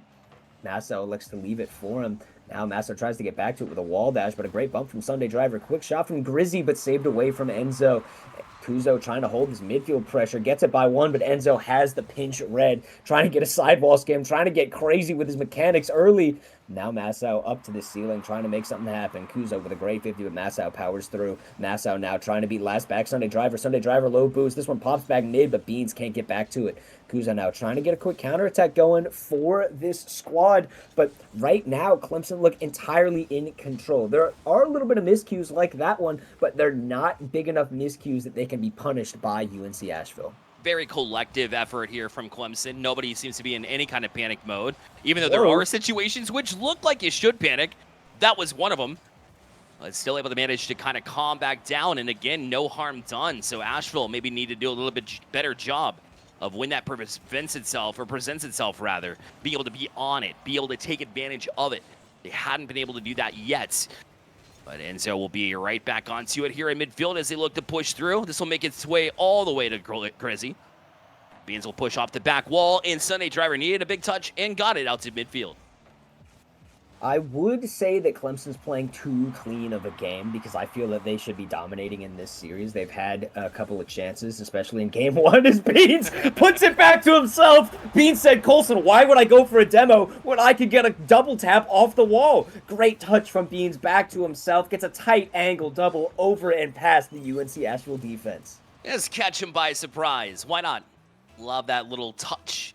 And although I think you're right, maybe there is a conversation that could be had of how relaxed do you want to be. It can't be too relaxed, but still nonetheless, hard to argue with the results. A 5-2 lead here for Clemson. But you're right, they should be dominating, and maybe this is when they turn it on, because 6-2 lead with 56 seconds left, leaving Asheville scratching their heads after they kept it close for so long. Yeah, and I think the criticism I was going to put on Clemson, I'm going to redirect over to Asheville. We know that Clemson can play a very clean game. Up until this point, you were keeping it pretty close, trying to get a kickoff goal going, but they can't. You were keeping it close enough to the point where I thought maybe Clemson needs to get a couple demos out. But now I'm going to point it right back at you because Clemson is playing clean offense. They're able to get these shots, and that's why they're up 4 with 40 seconds left. I think Asheville needs to go for those bumps. That's led to one of their goals. I love the aggression here because you need to disrupt that clean style of play. And I think if Asheville are able to get those bumps, just even if they hesitate a touch coming out from the Clemson player by just a second, it could be the difference maker to get Asheville back into this series. But as of right now, I think Clemson definitely have this game 1 in the bag. Let's see if they can keep it up for the rest of the series. Yep, things not to watch for. Whether or not Clemson's going to win this game is obvious. Things to watch for. Can Asheville make themselves known and heard in this last 10 seconds and into the next game? The first 30 seconds is certainly what I'm eyeballing here. So if you're hanging out with us after that one-sided affair in game number 1, we appreciate you being here and hanging out with us. But in the meantime, Clemson did win it by commanding this one from start to finish. Enzo with that hat trick early, but then Beans added a couple of nice ones there, and Mesa got on the board as well. So everybody firing in all cylinders, and the shot count differential, it's shot count diff here at the end of the day, Colson. It was definitely one-sided as well. Yeah, 15-8. Clemson coming out with 15 shots, 6 goals. Again, you could question shot accuracy like we did with the Seahawks in the last game, but at the end of the day, that doesn't matter. What matters is they had 6 goals to UNC Asheville's 2. And while UNC Asheville did have 8 shots, it didn't look super convincing from them on offense. The very beginning, they kept it close. The first halfway point of that game, the first half of that game, looked like it was going to be a close affair. But at the end, Clemson started to steamroll. They started to warm up, and they got the goals to close out this game, number 1. Yeah, they got going for sure. I mean, there's a reason why I feel like Clemson, this team has gotten the least amount of love for the results that they got last season. Remember, this is a team that finished 3rd last season in the league. I mean, this team can absolutely lay it on, and for them to not be talked about when they bring in the same roster is almost criminal in my eyes. I think, they haven't gotten a whole much of love. Unfortunately for them, there's still a club program as well, so even their school, not a whole lot of buy-in. With everything stacked against them, they still seem to perform. And that's what I love about this Clemson team. I think it's why they've been so dominant in situations where they could easily hang their heads. This team has certainly been really strong. If you're UNC Asheville, you're going up against a monster of a team. So you just got to keep and match their energy if you want any kind of hope of getting back in this series. The biggest improvement for me that I'm looking for from Clemson is their solo play potential. Like we saw at LAN, we saw them be such a team-oriented team. And that's crazy to say, right? You'd think that every team would be like that, but that's not often the case. A lot of the time, you find teams that just go for solo play after solo play because they can do that mechanically. But Clemson isn't like that. Wow, as one goes wide from Enzo off the post, oftentimes what led to their success was finding a teammate, being selfless, looking for bumps. So I find it interesting that Clemson is trying to do a little bit of solo play. They're trying to just hard peak on this Asheville squad, maybe showing off a little bit of what they've learned in the offseason.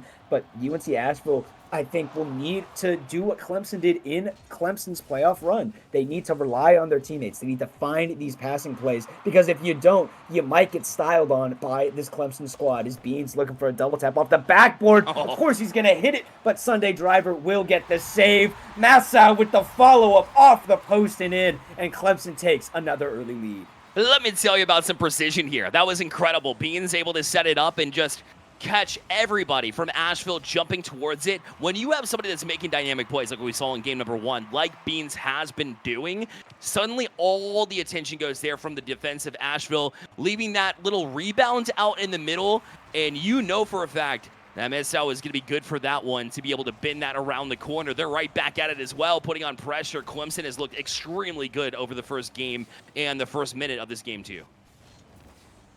Into the corner we go. Kuzo with a great dunk. Grizzy is upfield trying to make something happen. Enzo with a great patience, great controlled touch.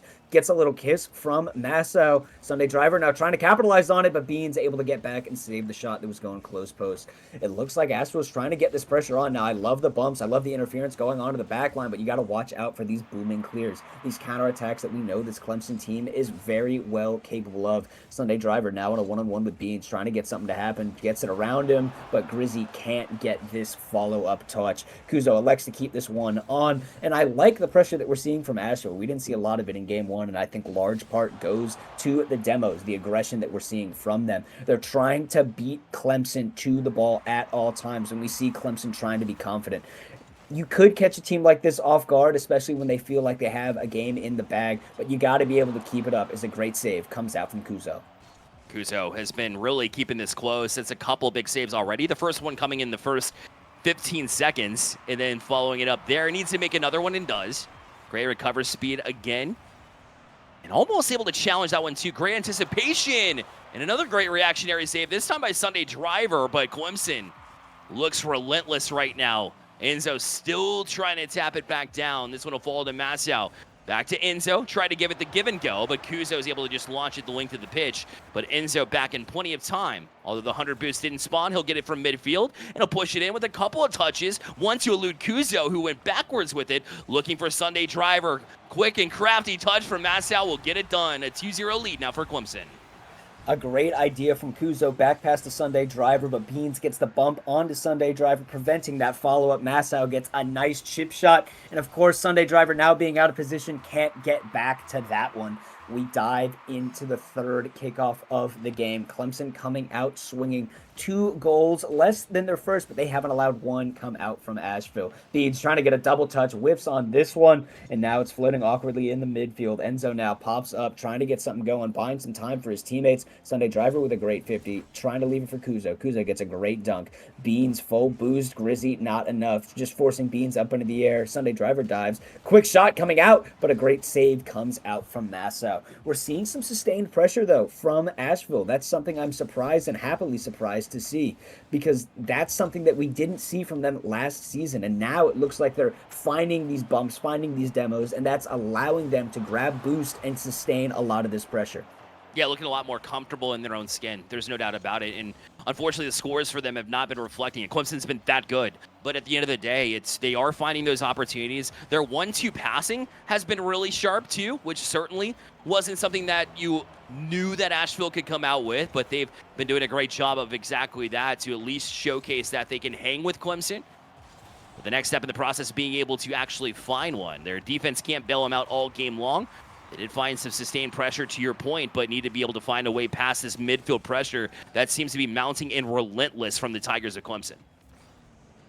One of the hard things about adjusting to a new play style, especially when you're really aggressive, is capitalizing on your opportunities that you have. Like that, right? Kuzo had a free shot, but Sunday Driver just couldn't get the demo. And you need to be able to convert that against a squad like Clemson, who is very capable of converting on their own opportunities. Sunday Driver does get a great demo. Now Grizzy trying to keep it close, but he pops it a little bit too far. Beans doesn't expect that touch, and Grizzy does well to buy his team just a little bit of time. But here comes Nassau. Nassau with a double touch off the backboard on the head of UNC Asheville, and this game looks good as over.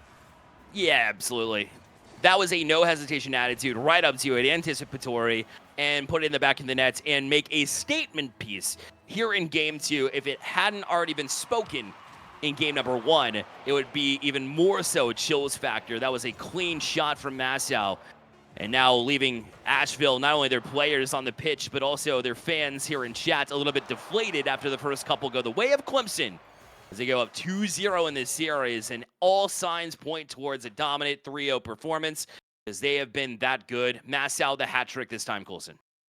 Kuzo, I think, did well to keep UNCA at least close in this game. 4 saves, 3 coming out from Sunday Driver. But if you get 7 saves, you got to be able to save the rest of them. 14 shots coming out from Clemson, 6 coming out from UNC Asheville. And again, I think it just goes back to capitalizing on the opportunities that you're given.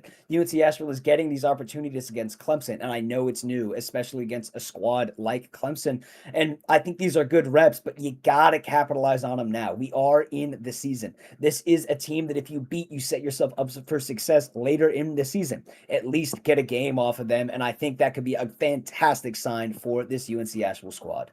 I agree. And going into this game number 3, not a whole lot of hope, but there's still an opportunity.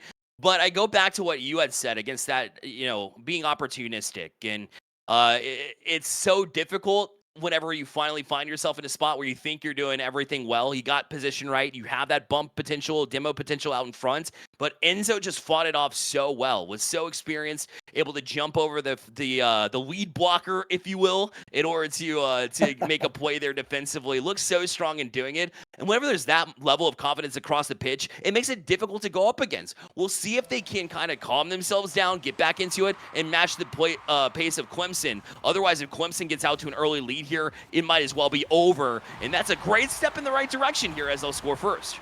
Memory of a goldfish in Asheville has started out not remembering that last game. Sunday Driver rips one on target, 72 miles an hour. Last back from Clemson isn't ready for it, and Asheville take a very early lead off of a kickoff goal. We dive into the other one. We've seen Clemson get a kickoff goal of their own. Nassau trying to make it happen, but Kuzo doesn't bite on that fake. He's up early for it. Gets a bump onto Beans, just delaying that touch just a little bit, and that allows Grizzy to get to that ball. I love the aggression and the bumps that I'm seeing from this Asheville squad. I think it'll do them well, but you got to watch out for double commits. Sunday Driver able to scramble back for this one and make a huge save for Asheville, but pressure's not over yet. This ball floating up in the air. Sunday Driver, not a lot of boost in the tank. Clemson is trying to strike. Claws are out. Gets it over one. This one popped up into the corner. Beans looking for a demo on Kuzo, but a great bump dodge. Enzo with a great 50. This one's popping back in. Could be dangerous. Grizzly with the save. Follow-up shot from Mastow. Goes off the post and off of a UNCA player. That's disastrous on the side of defense for UNC Asheville. Oh, number one catching Grizzly by surprise, but then when it hits the post, not much you can do there. All stemming back from Sunday Driver. Unfortunately, with no boost, you have to be able to communicate and send over a player for support. But because you kind of left yourself free there, that allowed Clemson to jump on it and to sustain that pressure that then eventually led to that opportunity. When Grizzly was unfortunately caught by surprise there, everybody's scrambling, and then you catch the tail end of some bad luck there too. So just as fast as you're able to finally establish a lead, it disappears here, and Clemson able to equalize.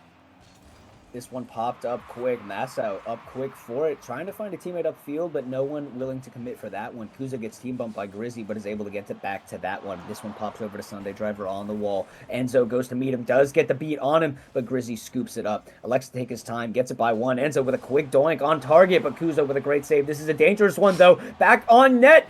Kuzo and Sunday Driver can't get to this one. It looks like Kuzo got in the way of Sunday Driver, who is there with full boost.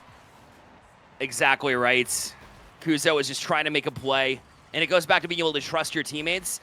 Whenever something poor happens, as far as like poor luck is concerned, you have to still trust the process and trust that your teammates will be there, even if they might have made a mistake previously. That just goes back to you have to trust your teammates. Sure, it didn't go your way last time around. Get back dialed in. You can't let it linger, and that's what happened. But that shot will find its way through. Kuzo with a bullet to equalize again. Kuzo makes his mistake and immediately makes up for it. An absolute rocket on target. Gets it by Enzo, trying to get back, but he can't. Gets another touch on it, making it 87 miles an hour. This one's all tied up. UNC Asheville looked like a different team than what we've seen from games 1 and 2. And this could be dangerous for Clemson, but as we know, this Asheville squad has been here before. Clemson's been here before. It started out this way. It was tied in game number 1, and then Clemson ran away with it. Let's see if Clemson tries to do it again. Beans trying to get a double touch on him, but can't. This one goes off the bar again, and Mastow can't finish it either. That was the opportunity that Clemson needed, and they couldn't capitalize. This is Asheville's chance. This is the game that they could take. Team pitch comes out. Kuzo now popping it into the corner. Not enough boost to follow on it. Enzo tries to go early to get the bump, but can't. Now Kuzo gets this one past midfield, trying to dunk out Mastow, but Mastow with a great clear. Beans is already up for it, looking for a redirect, looking for a teammate, but no one can capitalize on that opportunity, and we might be going the other way. No, we're not. Mastow trying to keep this pressure on. Mastow trying to get it over, but Kuzo with a great cut, putting it back into the safety of the corner for this UNC Asheville squad. Yeah, unfortunately, they're giving up way too much room to Clemson right now. If you're UNC Asheville, you wanted to see them be able to capitalize. Maybe this is it. Great pass over to Grizzly. We'll go back wall, try the post. That one was actually on target technically, as Beans got credited with that save. But it'll go off the ceiling and back down to Kuzo. It has been a long 3 minutes. That is an awkward touch as well. Mastow just fights it off. This shot going to be high, though. Grizzly, another opportunity going by the wayside this time for UNC Asheville. This game number 3 is a story of missed opportunities, and here is another one presenting itself for Asheville. Asheville popped back mid by Sunday Driver with a quick shot from Grizzly, but a great save coming out from Enzo. This is sustained pressure that we haven't seen from this Asheville squad so far in this series. Sunday Driver trying to do it himself, trying to get a flashy play, flip reset, trying to get it over Enzo, but Enzo there with the save. Kuzo with the saved again! Sunday Driver pops it back up, but no one ready for the follow-up, and this one will be cleared away by Clemson. Clemson standing on the shoulders of giants, that giant being Enzo with some giant saves, but Mastow get it directed back. Sunday in an awkward spot, and Mastow breaks through in a 3-2 lead from Clemson. Just over a minute left.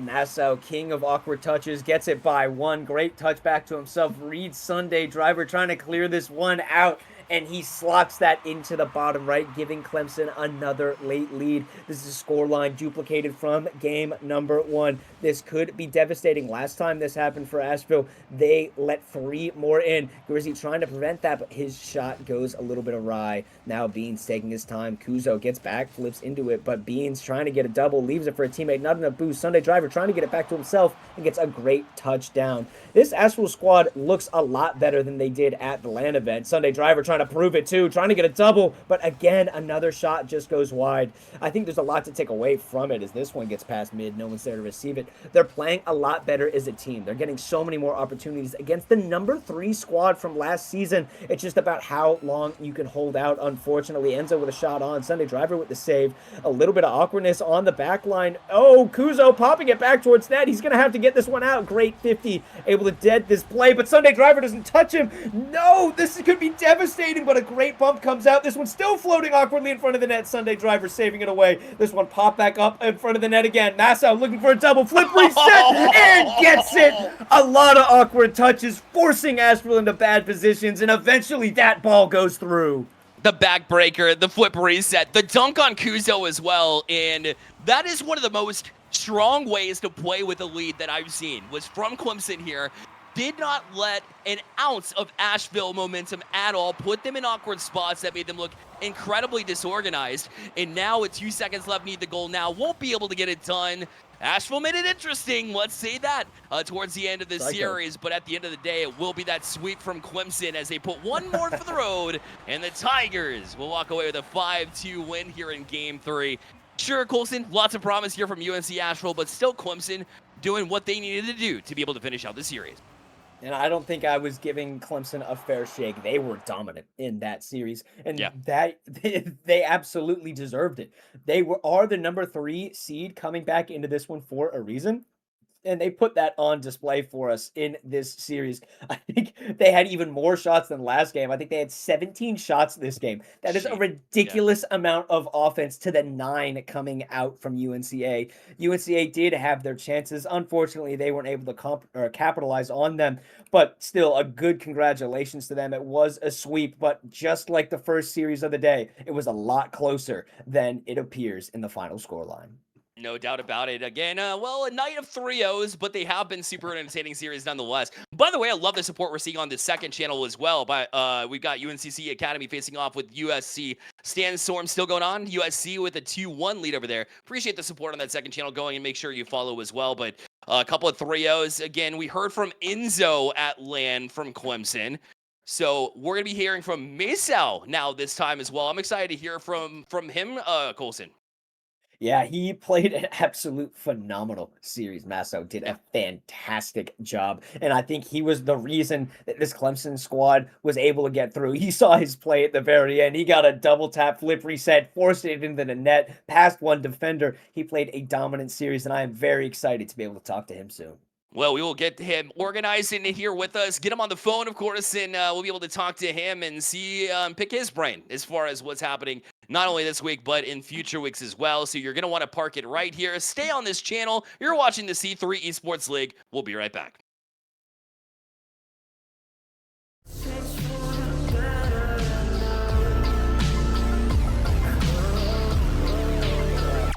It's just the way it goes.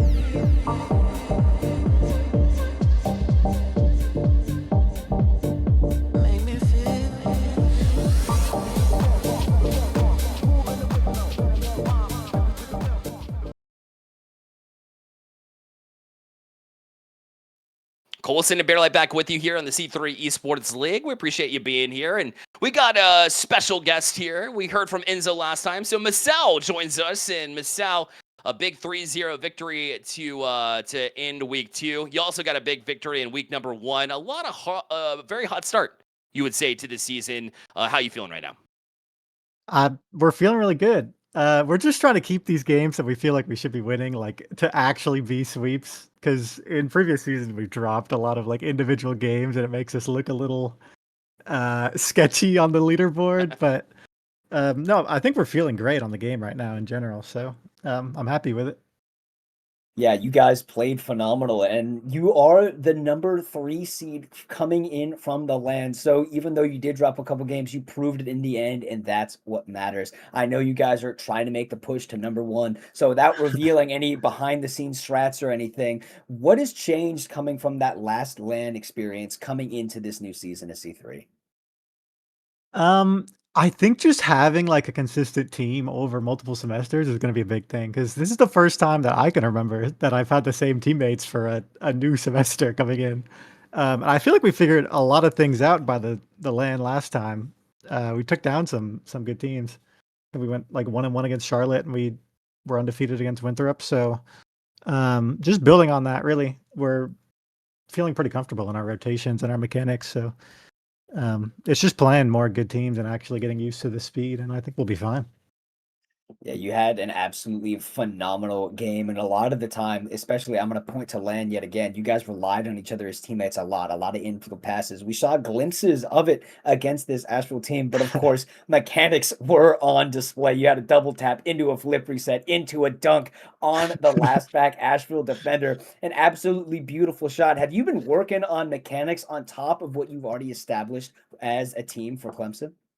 I know me and Enzo definitely have. I don't know about Beans, but like right now in my career on the game, the main thing I'm missing is mechanics. Like I feel like I have like my game sense and everything. That's fine. I just need to like actually be able to hit the ball. So at least that's what I've been working on. So I'm glad it's kind of showing in games. Like I could do stuff. So I'm looking for more dominance. I can't wait to see more of that. But we're going to look ahead. We're actually going to quiz you on the upcoming matchup, our next matchup, the 9 o'clock matchup between Winthrop and Wake Tech. Wake Tech coming back this season. I'm curious, what do you think is going to happen in that upcoming matchup? I mean, I have to predict Winthrop here, right? Like I just have to. I don't think I've had a chance to play this new Wake Tech roster, but Winthrop is just a great team. So like, I have to go to them. So I know you said you guys took down this Winthrop squad, and now they no longer have Tech. They now have Monster King instead of him. Do you think that's going to be a huge downgrade? How do you think this Winthrop squad stabilizes? I'm not like, before we had played them on the LAN, we had never really played them before. So like, I'm not too familiar with like how their individual members were playing out, but I think Monster King's really good. So I don't think it's too much of a downgrade at all. Like I'm sure I've played him in ranked and stuff before. So I think they'll still be good, to be honest. I have to completely agree with you. I think Tech is a phenomenal player, but Monster King is a phenomenal player in his own right. Bearlight, I'm putting you on the spot right now. What do you think this outcome is going to be for the next matchup? Man, oh man, I love some of the guys at Wake Tech. We talk about Denzi all the time. He's such a avid supporter of C3 and loves everything we got going on. We love him for sure. And obviously he's got some stake in there with Wake Tech and where he's from, but I don't see it happening, man. I think Winthrop wins it for sure. I agree with Masao here completely. I think Monster King is certainly going to show up for Winthrop. I have no doubts about it. Like I had mentioned plenty of times, I know Winthrop has... I got to visit their campus. They just have built a culture there. Josh Sides has really done a good job of pulling everybody together. When I visited, they literally did not have enough space for the trophies. And sure, that's like the Garrett G teams. They have pro Overwatch teams. They have one of the best Smash kids of all time. Not to mention just of this era, also attending Winthrop. But even teams like this, Monster King, when they were able to win silver, if you will, or second place last semester, not a fluke. It's the culture they built. So you could basically slot in anybody who has this skill. And I think Monster King has that skill as well. So that's why I got to back up my my predictions from earlier there, Colson. I think Winthrop gets it done by the count of 3-1. Nah, let's make it a 3-0. I'll say 3-0 Winthrop. A series of sweeps predicted. I'm going to be a little bit nicer to this Wake Tech squad. I think the new roster could surprise this Winthrop squad, at least if only for one game. I would like to believe in my heart of hearts that Wake Tech will at least take one off, but I can't deny the dominance and the power in this Winthrop squad. So, Naysau, I'm going to send it back to you real quick. Do you have any shout outs, any thank yous, anything to say right before we say goodbye and don't keep you any longer on the broadcast? I mean, I guess just shout out my teammates. They're putting the work in. We're getting better. So, love those guys. I don't know. I love it. Oh, it's awesome hearing from you for sure. And we'll let you go for sure. And all right, well, Colson, now we've got one last matchup here. I don't want it to be a 3-0. Don't get me wrong, okay? I really don't. I want to see Wake Tech be able to keep strong here against Winthrop. It's the obvious question, but throwing you back on the spot since you did it to me. What do they need to do to even come close to challenging this? It's gonna come down to consistency. I mean, we saw UNC Asheville, the things that were so effective. We heard Naysau say that the things that bothered him were, I got bumped. I was getting demoed. I was getting pushed out of the play, not willingly, by force. And I think that's what Wake Tech is going to need to do. They have such a phenomenal roster. I'm going to point to Phantom especially. He is a unreal player, and he needs to be kept off the ball if Wake Tech wants even a chance of getting a game, let alone this series. I think you're going to have to play disruptive. We saw Clemson play a relatively clean series and still came out on top, but this squad in UNCA did look their most convincing when they came out and disrupted those clean plays, made it messy, muddy the water, make it awkward for them, and that's where we saw the success. I think that this Wake Tech squad has a lot to prove. They need to get in the way, get those bumps, get those demos, challenge early. Even if it's not the best touch, play for your teammates. And that's the only way that we can get around this Winthrop squad. But like I said,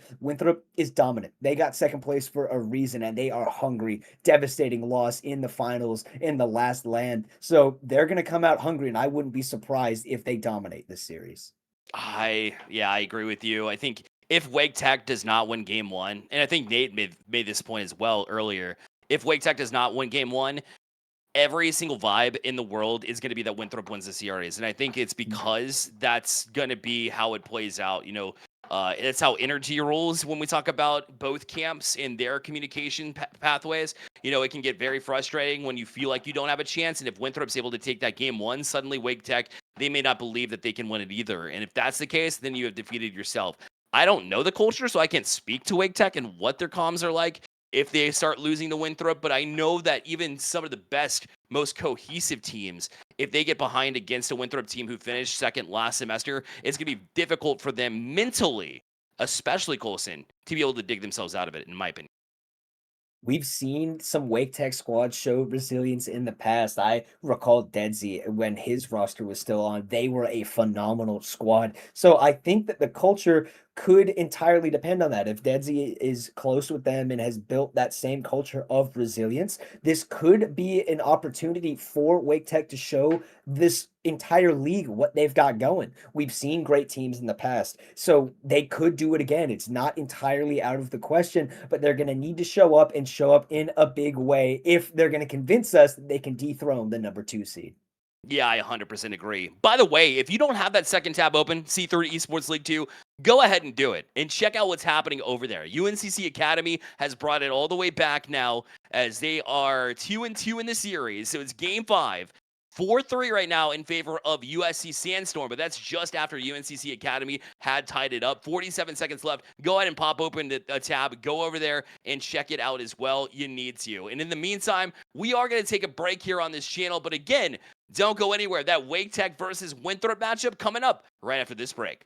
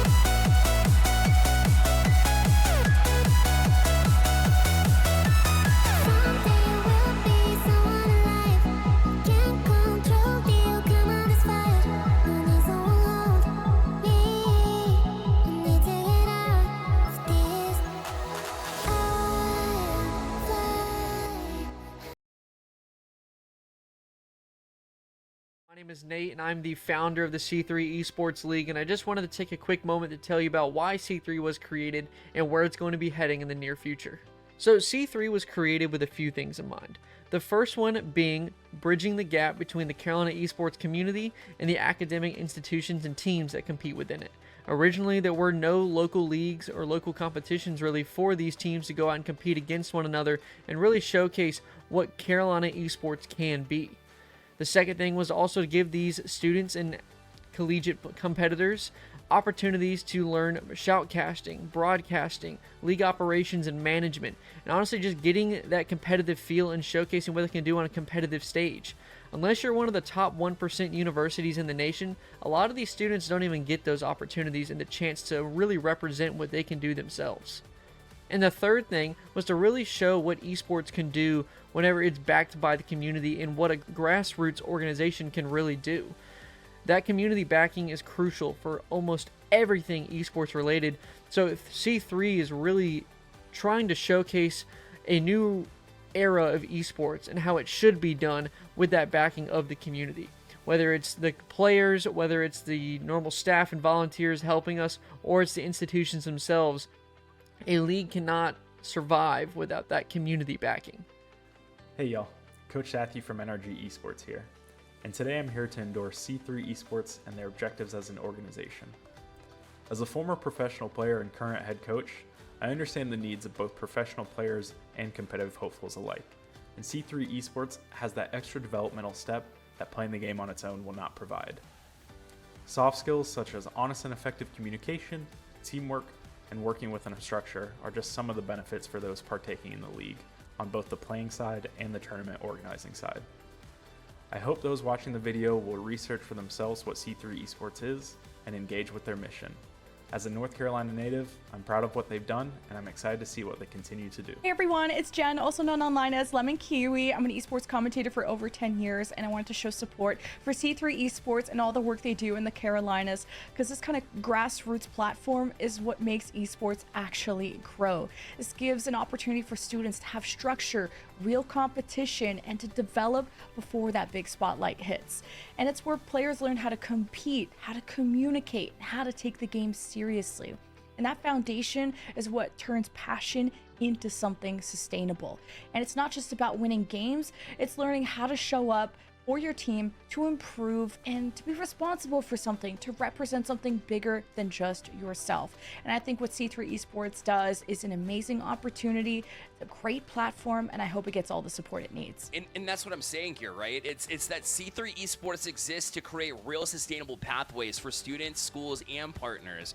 We're not chasing trends. We're not chasing one-off activations. We're building infrastructure that allows communities to grow, to compete, to thrive long-term.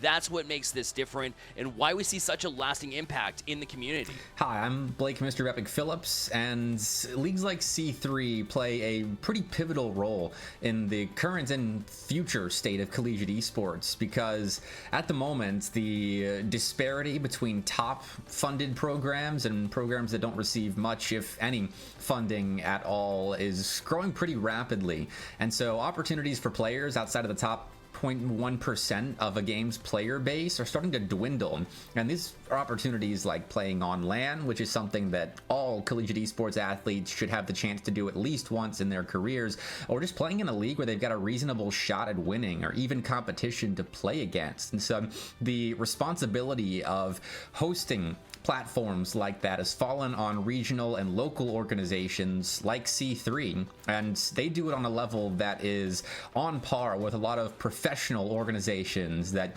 receive serious amounts of funding and sponsorship. So it's seriously important that leagues and organizations like C3 at the regional local level stick around for as long as we want collegiate esports to prosper. And also, big shout out to the C3 group. They have consistently been working in the background, and not many people pay attention to their league. We try our best to bring eyes to them because I love what they're doing. We love what they're doing. Nate also does a really good job of posting on Twitter all the time about it. Like, they're doing such a good job. And as a regional and as state-based leagues go, they are one of one. Hi, my name is Josh Piccolo, better known online as Somber. I am a collegiate and professional Rocket League commentator and analyst. I want to take a moment to highlight the importance of the grassroots collegiate Rocket League circuits, especially here with C3.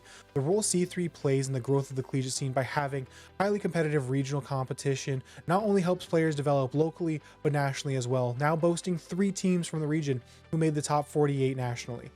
C3 also provides a great viewing experience for their fans, hosting weekly streams that give a professional feel and give a platform to these players to highlight their gameplay, and for giving fans a way to keep up with all the action week in and week out for the entire semester.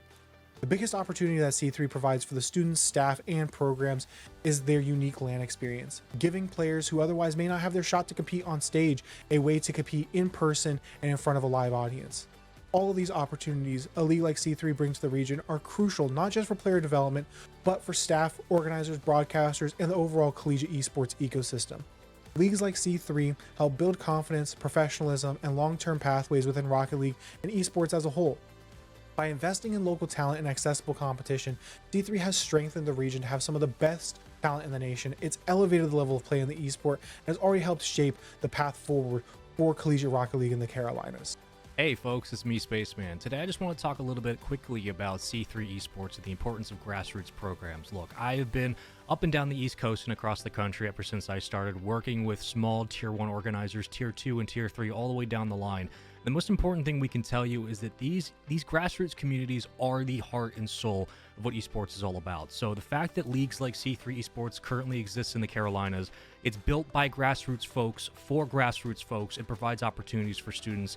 That is the biggest boon here for your futures in esports. And all I can say is just support the program at the end of the day. Whether you talk about it, tweet about it, make content, involve yourself on the admin side, work as a commentator, or even play. At the end of the day, grassroots esports is made and funded through you, by you. And it all comes down to a community that's passionate at the end of the day. So if you want to be like the big dogs up here at the Tier 1 level, or even just go beyond, the best way to get involved in esports at the end of the day is to get involved at a local community level and build yourself up. So congratulations once again to C3 Esports for getting themselves involved in North Carolina, and I hope to see this program grow more strong in the future. And to all of you, good luck on your future careers.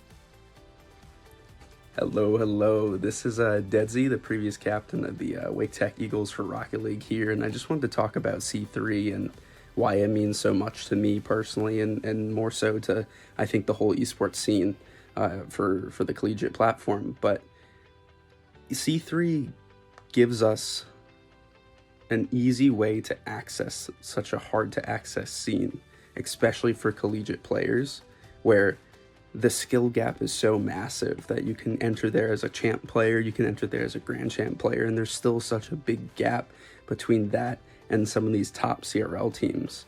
And C3 is a great segue to not only practice and scrim and get better, which everyone wants to do, but even start to win some prizes, get some money, get some funding, and get some more media attention, which is really what esports is all about.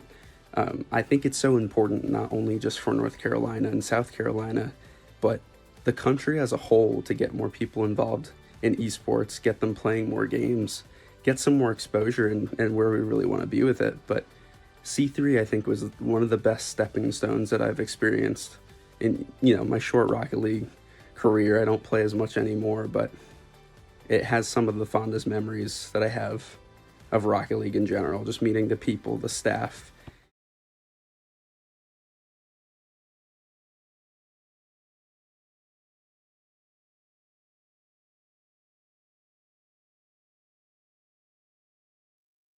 Welcome back to C3 Esports League, week number 2. If you're just joining us from the second channel in what was an incredible matchup, we appreciate you coming in here again. That was incredible to see the open matchup. It's the first one that we've seen, Coulson, and it was extremely close, as we always love a good matchup going to 5. We just thought it might be on the Premier League versus the open, but you love to see it.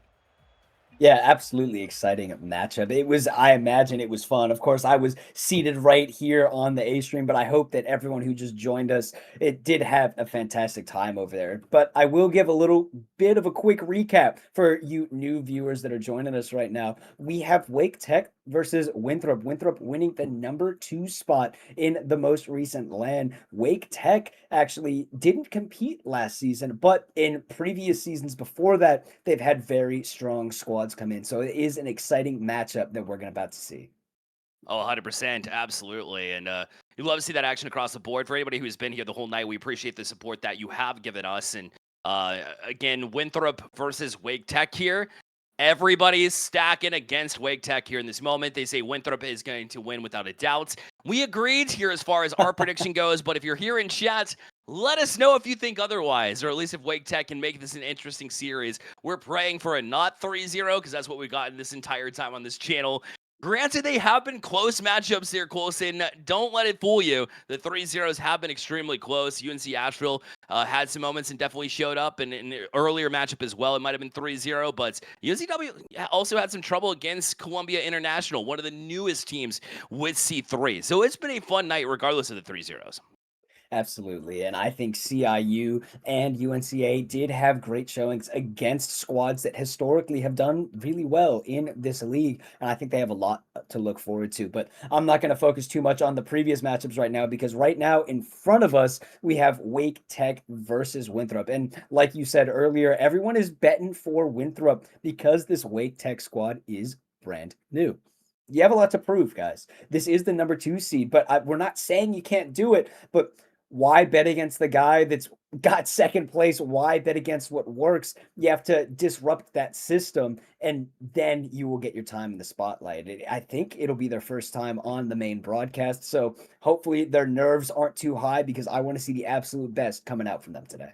Yeah, and you know what? If you're Wake Tech, you got to be able to look for that bread. Bread leading the charge for Wake Tech. They're coming in with Gilmore, Mataud as well, I believe it's pronounced. They have Trout listed on the roster as well. So I'm excited to see Trout in action. So Trout, Gilmore, and Bread will actually be the 3 starting here for Wake Tech. Of course, Winthrop no longer has Tech, but we talked plenty about Monster King and his impact. Phantom and Nakari will be rounding out that Winthrop roster. The roster 2/3 of what finished number 2. So those will be the rosters coming in. Colson, your thoughts again?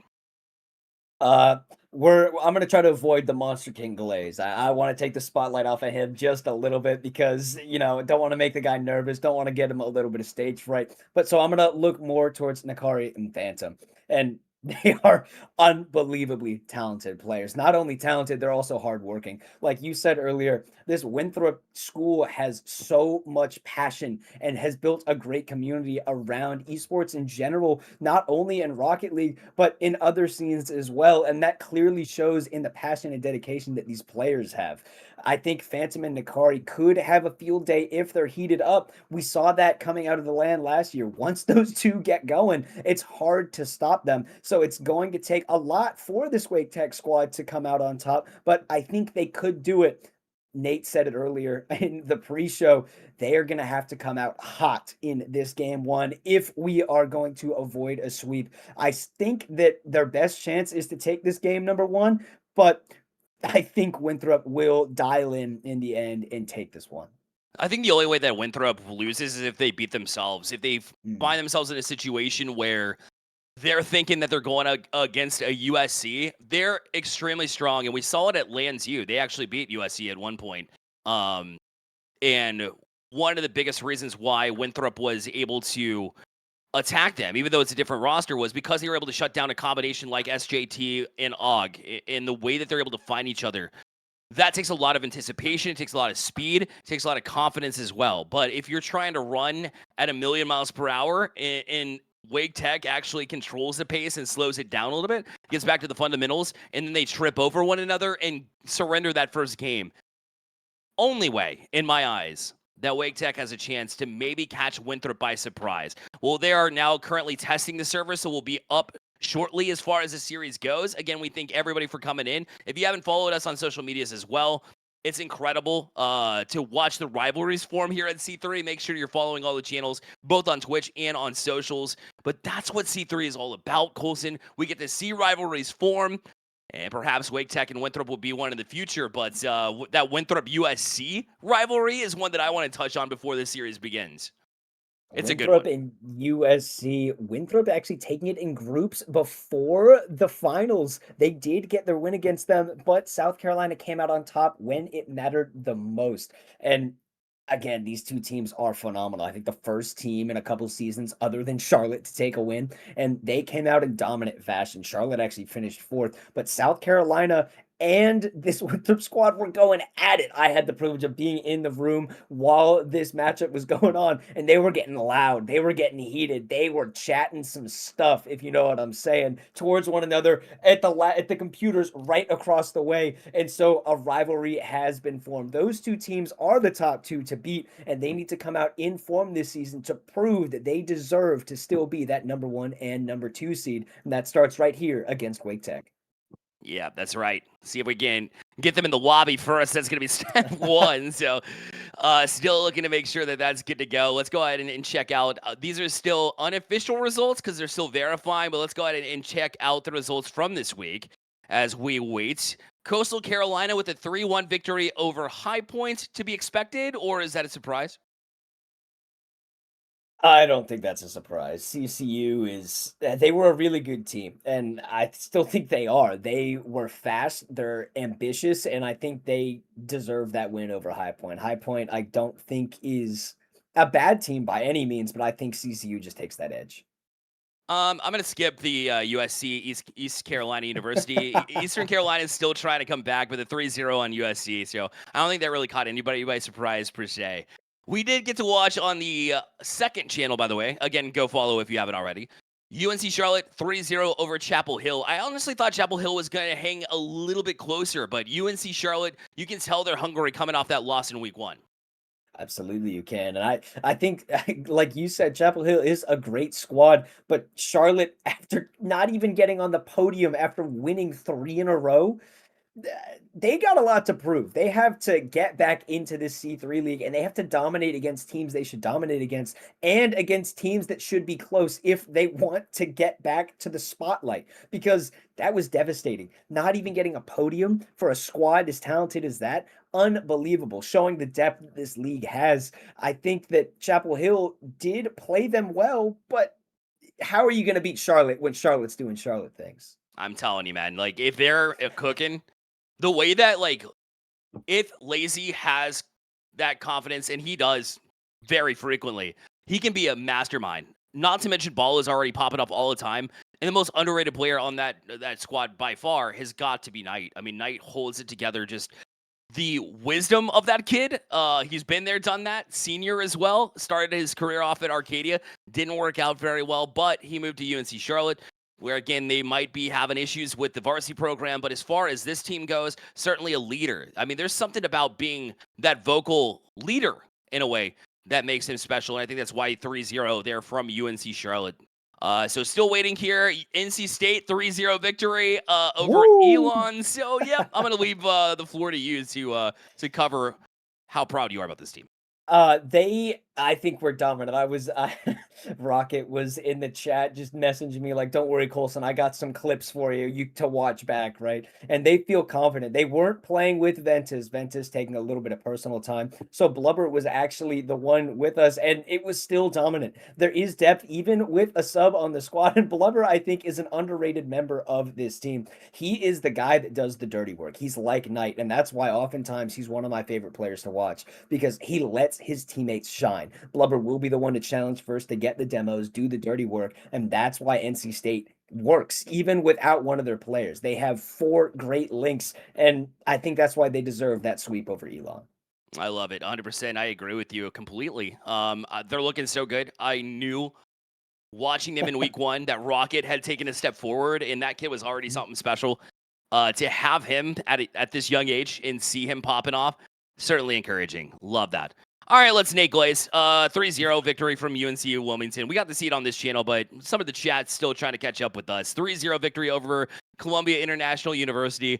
That one was a little bit rough riding, right? Both teams didn't seem as locked in as they could have been, but still UNCW with the 3-0 victory. Your thoughts? Reticle. 2 hat tricks. Like, are you kidding me? The vet showed out, and he showed why he is the core of that team. He was dominant. He was on offense and defense. He dropped 1,000 in game number 2, and it was fun to watch. It was hard to root against them, especially against the Seahawks with a new player, and they look good. But like you said, CIU also looked good. They were able to keep it close, not as much as the final overall scoreline would go, but that is what it is. It was a sweep, but it was a lot closer. And anyone who watched that knows that to be true. Yeah, 100%. I agree. UNCW was expected to come in and find that victory, and even Nate was a little bit convinced that it wasn't going to be as 3-0 as maybe others did. But my prediction rings true, and that's what's most important to me.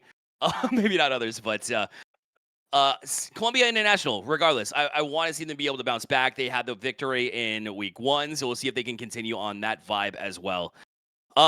Also happening, we saw Clemson with the win over UNC Asheville, so we won't harp too much on it, but still Clemson able to get the 3-0. But we heard from Masal too. What was your takeaway from that interview? I think Clemson is happy with the results from last season, and why wouldn't they be? They got a podium, they got number 3, they took down what was the 3-time champion to get that 3rd spot, and they're not satisfied completely, which is why they're working on mechanics. They're working on getting those solo plays down, because this team is a team through and through. They play so well together, and I think that was on display. I was surprised actually to see how much they were willing to dive into those solo plays, try to show off the mechanics they've been working so hard to get, and it showed off. There was a little double touch to a flip reset onto the dunk on the last game, showing the ice coming out from Clemson. They looked really good, and I think against a team that did place number 3, Asheville should be proud that they put up a fight. I totally agree. Still no word from Winthrop, so I'm literally gonna hit you up in chat here, and no update from production as well. So we're left hanging here. Oh, they're joining in now. We got Burger and Phantom in the lobby, so we're about to get cooking here, Colson. Phantom and it looks like Burger is joining here. So Phantom and Burger combining with Monster King. Finally got them in the lobby, so less waffling from us and about to get into the action here in just a second. Let's go. Let's go. Let's go to predictions. Sorry to cut you off, Colson. We got the predictions in chat, so go ahead and leave your opinion as Colson gives his. Man, I think I'm going to have to go with Winthrop. Like we said at the very beginning, for anyone new here, Winthrop got 2nd in the LAN last time, and they are the team to not bet against. You got to bet with them because they've shown how great that they can be. And if Wake Tech starts out super hot, maybe gets a game, maybe can push themselves later into the series. But if it's the Winthrop that I know, they're going to come out swinging, and they might just take this one 3-0. Yeah, I'm got to agree with you again. Such a strong team, and again, as you prepare for this one, as you're kind of walking through the motions and walking the halls of Winthrop, you have a program to represent as well. I think, we talked about how in-game they're probably the better of the two teams coming in. So it's going to take a true leader from Wake Tech to be able to go up against something like that. I talked about Winthrop and the fact that Josh Sides can't even put extra papers on his desk because of the amount of trophies that he has just lined up on it. It's unbelievable. And when you build a culture like that, everybody's expected to win. It just does something for you. So that being said, let's see what happens here between these two teams. We finally got Winthrop here in the lobby. Let's see if they can get the win that everybody anticipates, or will it be a shocker here as Wake Tech takes them on? Bread and Trout and the rest of the gang looking to potentially give them a challenge here as we're about to hit the pitch here. Colson, should be a good one. Yeah, I'm excited. I'm looking for Wake Tech to play that disruptive role, because if you give this Winthrop squad space, they will score on you. They'll hit some crazy plays. They'll hit a double reset. They'll hit a reset double. They'll hit whatever you want. Anything you could dream up, this team can cook up. So Wake Tech needs to get in the way. They need to look for bumps, to be aggressive, meet them at midfield. Don't be afraid to fight for that midfield boost, because if you sit back and watch this Winthrop squad go, you'll be in for a great treat. But I don't think you want it to go in your own net, and I don't think you want to get rocked by this team. No chance. The minute that you let your guard down, they will be there to attack. And that's just something you don't want to be around whenever it does happen. And, of course, Wake Tech being in that Wake County area with a lot of great schools. NC State, one of those.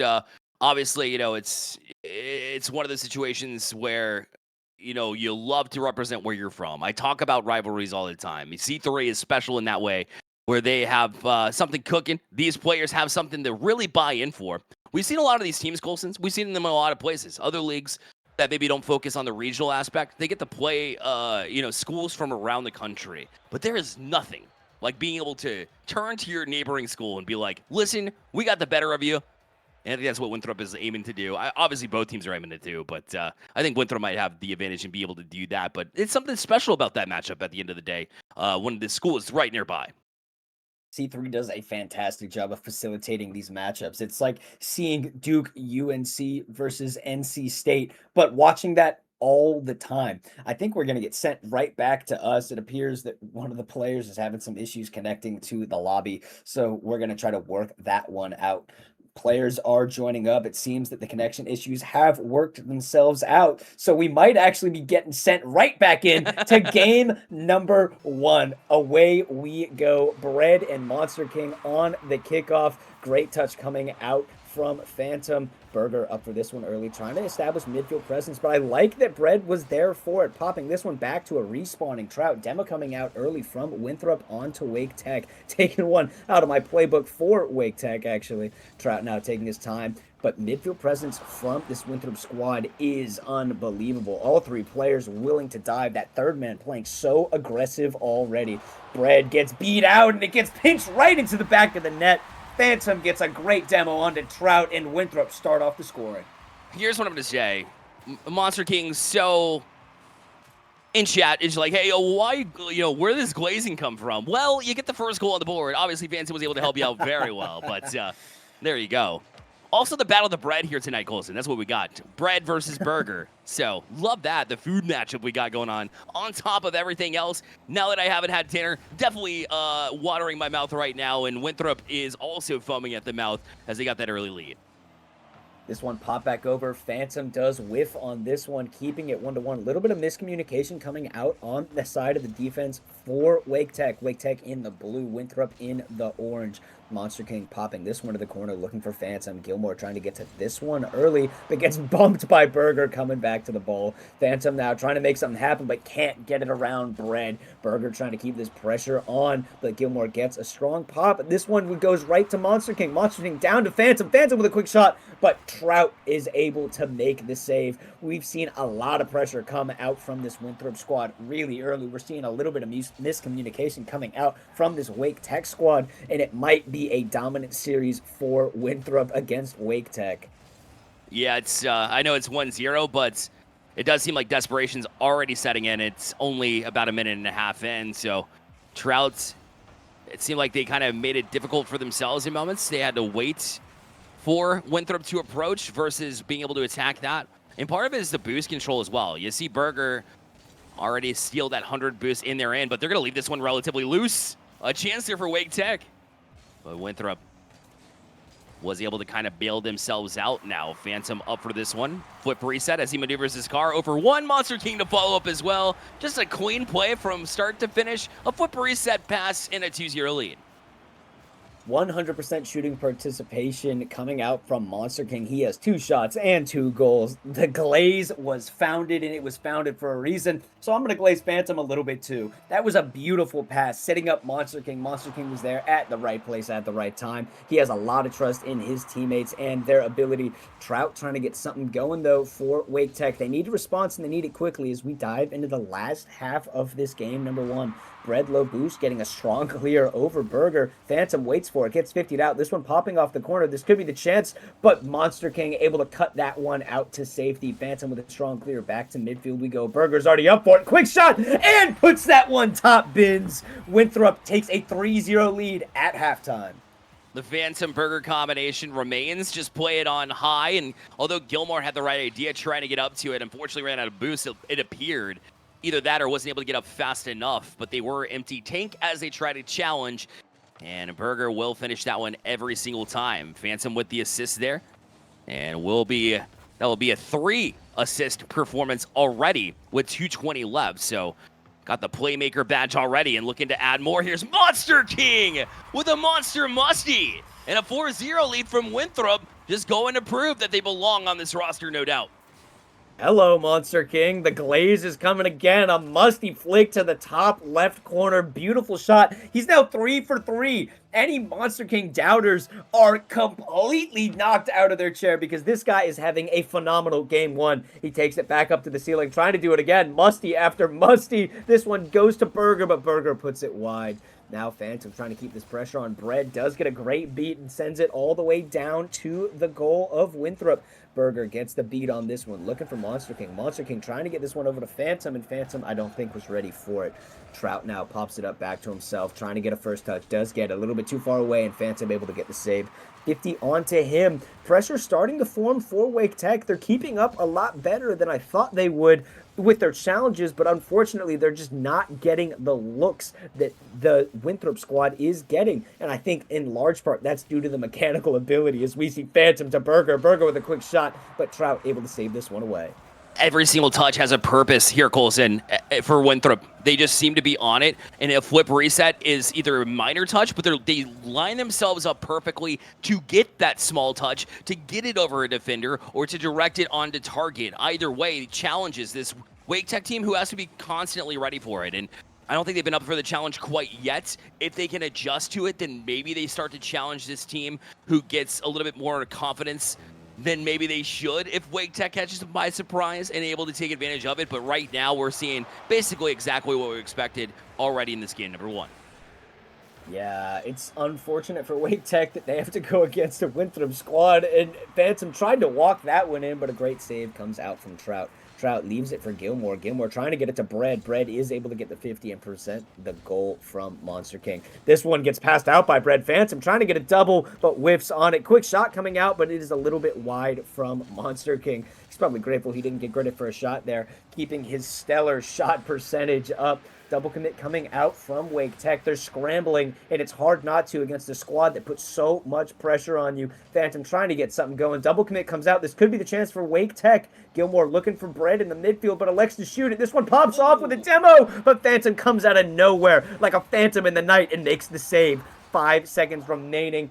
This one will go to Winthrop, but let's see if Wake Tech can get one for the road. This one over to Bread. Bread pops this one over the midfield line. Winthrop trying to keep it a sweep. Burger keeps it up in the air. Players are having good sports. This one still kept up. Bounce off the wall a couple times and goes down. Winthrop take game number one in convincing fashion. And you might be wondering why we're so reactive to Wake Tech almost scoring, and a big portion of that is because they need that little bit of momentum. They've opened a door, and they did look sharper in that last minute and a half to 2 minutes against a Winthrop team who is stacked. And I don't think they took anything off the pedal anyways. Winthrop just doesn't do that at the end of the day, Colson. No matter what roster it is, they're always giving their all. They also want to prove themselves. They want to be part of a top roster from a top esports program, which is very much in the realm of what they can do with that talent. But Wake Tech, the reason we got excited was if they can play to that level and actually prove that they can match Winthrop even when they don't take anything off the pedal, I think Wake Tech makes a statement piece here for any teams moving forward that they are certainly not to be slept on and have an opportunity to make land at the end of the day. But does that change our outlook of the series? Probably not, Colson, but at the end of the day, you want to be able to see at least something from this team in this camp. Yeah, they're doing a great job keeping up with the speed of the game. Don't get me wrong. They're getting to the touches on Winthrop. They're where they're supposed to be, but it's just a game of inches, and Winthrop is barely inching them out. On top of that, they have the mechanical ability of their entire squad, really, and trust in that mechanical ability. That's where the difference maker has been in this series. When there have been demos and disruption, that's been where Wake Tech has had their chances, but unfortunately, the rotation and speed of this Winthrop squad might be a little bit too much, but I don't want to get ahead of myself. We still have a lot of Rocket League left to play. Monster King get a reset, trying to get a pinch on it. This one's a little awkward, and Trout able to get the save. Now back up to the back wall, trying to take his time, trying to counteract the pace that this Winthrop squad has. Trout now tries to get a 50 on Monster King, gets it, but Monster King gets a better one on him. Great 50 from Gilmore down in front of the net, but Phantom, of course, gets the first touch, gets the reset, recovering on it, and gets this one over the midfield line. And once again, you saw Brad just trying to find any kind of boost that they can on the pitch, and it's just simply not there because Winthrop is just all over it and ready. They're anticipating not only plays, but also the ability to be able to steal boost pads. But Wake Tech, regardless, has an opportunity. A demo will open it up. That's the first goal in this series for Wake Tech. They'll take a lead in game 2. Trout getting the opening goal for this Wake Tech squad, showing that they need to be there. And there were a couple things that led up to that one. There was a passing play, a quick 1-2-1 that got a double commit to come out from the defense, and then a great demo on the rotating last back from Winthrop. That is what this Wake Tech squad needs to do. They need to be aggressive. They need to get bumps. They need to get in the way of such clean rotations that we've seen from Winthrop. A great bump comes out, but Monster King's already up. He gets it over one, trying to get it around the last back, but Trout gets a great clear. Berger over to Phantom. Phantom with a quick shot under the defense, around the last back, and it's tied up. Pinpoint accuracy. Trout didn't have the boost in the tank. Even though a teammate stole that corner, you could say, I don't think Trout was in a position to grab it and challenge that anyways. And because Winthrop was able to find that little bit of space, and they can absolutely hit that every single time, that's why they're able to equalize. And right back at it again here as Phantom goes skybound, almost all the way up to the ceiling. He basically was. But Brad was up to meet him. And now Berger with an exchange here at midfield. It'll be Monster King to bring it back in. Looking to be able to get an extra touch there. We'll throw Trout backwards. Brad almost got in the way, but was called off it wisely by Gilmore. Still not out of harm's way here. As Phantom eventually turns, finally Trout gets to it. He's out of boost too, and Winthrop will turn directly back in. Monster King reset into the corner, trying to get those mechanics warmed up to get another star play to come out of him. He stays on this one, waiting for it, trying to get it around Gilmore, but a great challenge net in the corner. Phantom there, he's getting there, but he's wasting a lot of boost, but he's also wasting a lot of boost for this Wake Tech squad. And with midfield presence like that, he trusted he'll be able to get some, and he got a full tank. Now he's trying to get some mechanics going. I don't know what that touch was, but I think a little bit of miscommunication came out. I think he was looking for Monster King on that one. Winthrop trying to get aggressive, show that they can be dominant and will be dominant against this Wake Tech squad, but Wake Tech hasn't backed off just yet. Gilmore, a little bit of a crazy pre-jump, but he does work out in the end, gets the touch, gets another great 50, and we're back the other way. Great 50 from Trout on the Monster King. This one up to Phantom. Phantom looking for Berger. This one could be crazy. Double touch, but it doesn't go down. Monster King keeping the pressure on, though. We're seeing a lot of pressure from Winthrop, but their touches that were so decisive and intentional in game number 1 don't seem to be as decisive and intentional in this second game. That's right, and one of the things that I've noticed as well, I mean, Wake Tech is just not being able to fend themselves off when we talk about that boost situation still threatens and haunts them. And there's an opportunity where they had a chance for a demo to free things up and relieve some of that pressure. They were not able to do so. And because of that, Winthrop sustains it and continues the midfield pressure that's given them haunting nightmares basically this entire series. But Wake Tech, to their credit, stays in it. And now a grand opportunity as Brent will slow it down, but the flick is going to be defended well by Berger. Gilmore now trying to keep the pressure on. Not enough boost in the tank. Again, boost becoming an issue for this squad. Monster King trying to get something to happen, but Trout elects to keep it to himself. Great pinch by 2. Phantom whiffs on this one. This could be dangerous, but Berger able to get a great cut and send this ball back to Monster King. Great demo comes out, but Gilmore wasn't ready for the follow-up. Strong clear comes out. Gilmore needs to get back to it and does. He follows up on it, gets a beat. Great bump comes out. Preemptive bump, defensive bump, and Bread is getting this one out, but Phantom is there waiting. Trout now up in the air, pops this one back. I think Wake Tech look a lot better in this game. They seem to have found their own rotation. They're being very aggressive in midfield. They're being very aggressive with bumps, and because of that, it's causing this Winthrop squad to falter, and we do not get to see that often, Bearlight. That's right. You want to make sure that you're kind of present and focused throughout the series, and yeah, you're right. They've let their guard down a couple of times. Whoa. To be fair, Wake Tech going to take advantage of it too. Winthrop was backwards in this moment as well, a little bit awkward. Oh, we'll get it over to Gilmore. This one will go high. Berger not able to turn on it. Phantom will. Bread low on boost again. That's been the story for Wake Tech. basically this entire series, but down to the wire now as Bread threads it past one. But Phantom on, he's got space to work with as well. He's up in the air, the touch gets away from him. Monster King in support, almost got the double. Back down to Burger, and just a simple pop is all it will take. And Winthrop with the lead late. All of that for a chip shot coming out from Burger. Great bump from Phantom onto Trout. A little chip shot over Gilmore, and that one might seal it for Winthrop. There are 10 seconds. We've seen kickoff goals before. Both teams are capable of them. A little bit of a kickoff strat coming out. Very aggressive from Wake Tech, but I don't think this one will work out for him. This one careening on net. Phantom should put this in, but puts it off the bar. This could be devastating. Counterattack is starting. Monster King gets up for it, though. Puts it over into the corner. Burger trying to put it down, but Bread is there. Now Trout is there. Trout trying to get an early flick, but it gets batted down to the ground. A lot closer, game number 2. I think this Wake Tech squad surprised Winthrop with how aggressive they were being. Right, and I don't think Winthrop ever got to a place where they're extremely comfortable at the end. Even the goal that put them away, right? The game-winning goal in that game didn't even look that confident from Winthrop, but they did absolutely dominate the offensive possession time. If we were able to take a look at some of those stats, I think Winthrop certainly had a very telling one-dimensional way, and that all goes back to the boost control I've been absolutely hounding on because it is that important. But what Wake Tech did differently, in my opinion, Colson, was regardless of if they had boost, they still went in challenged. They didn't take themselves out of the play searching for boost. I think that's what gave them a slight edge because Winthrop, it caught them off guard a little bit.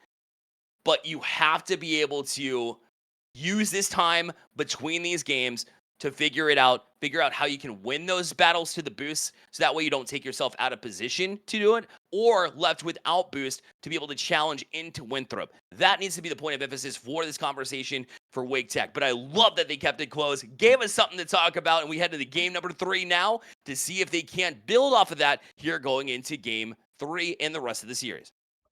Yeah, I think Wake Tech looked a lot better in that game. They found their rhythm. Even on low boost, like you said, they were still aggressive, and that is so important. You can't become stagnant, especially when you're low boost, because it's that much harder to get up to speed. They did well getting their momentum. There were a lot less double commits than in game number 1, so they're going to have to keep that up if they want to take a game off of this Winthrop squad.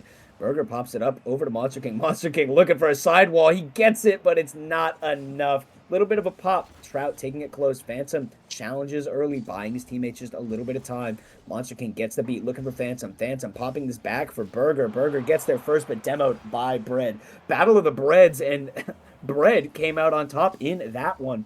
Phantom now trying to do it himself, popping it, looking for a teammate. Burger with a shot, but Trout does well to get in the way. Bread goes early, trying to pop it around Monster King. This is awkward. Great demo comes out, but Phantom able to get there for this save. I love the aggression. Like I've said, it's starting to work, but you need to be able to hold on to your boost. We're seeing it again where there's not a lot of boost. Great challenge comes out, but at this point, it feels like a matter of time before Winthrop score.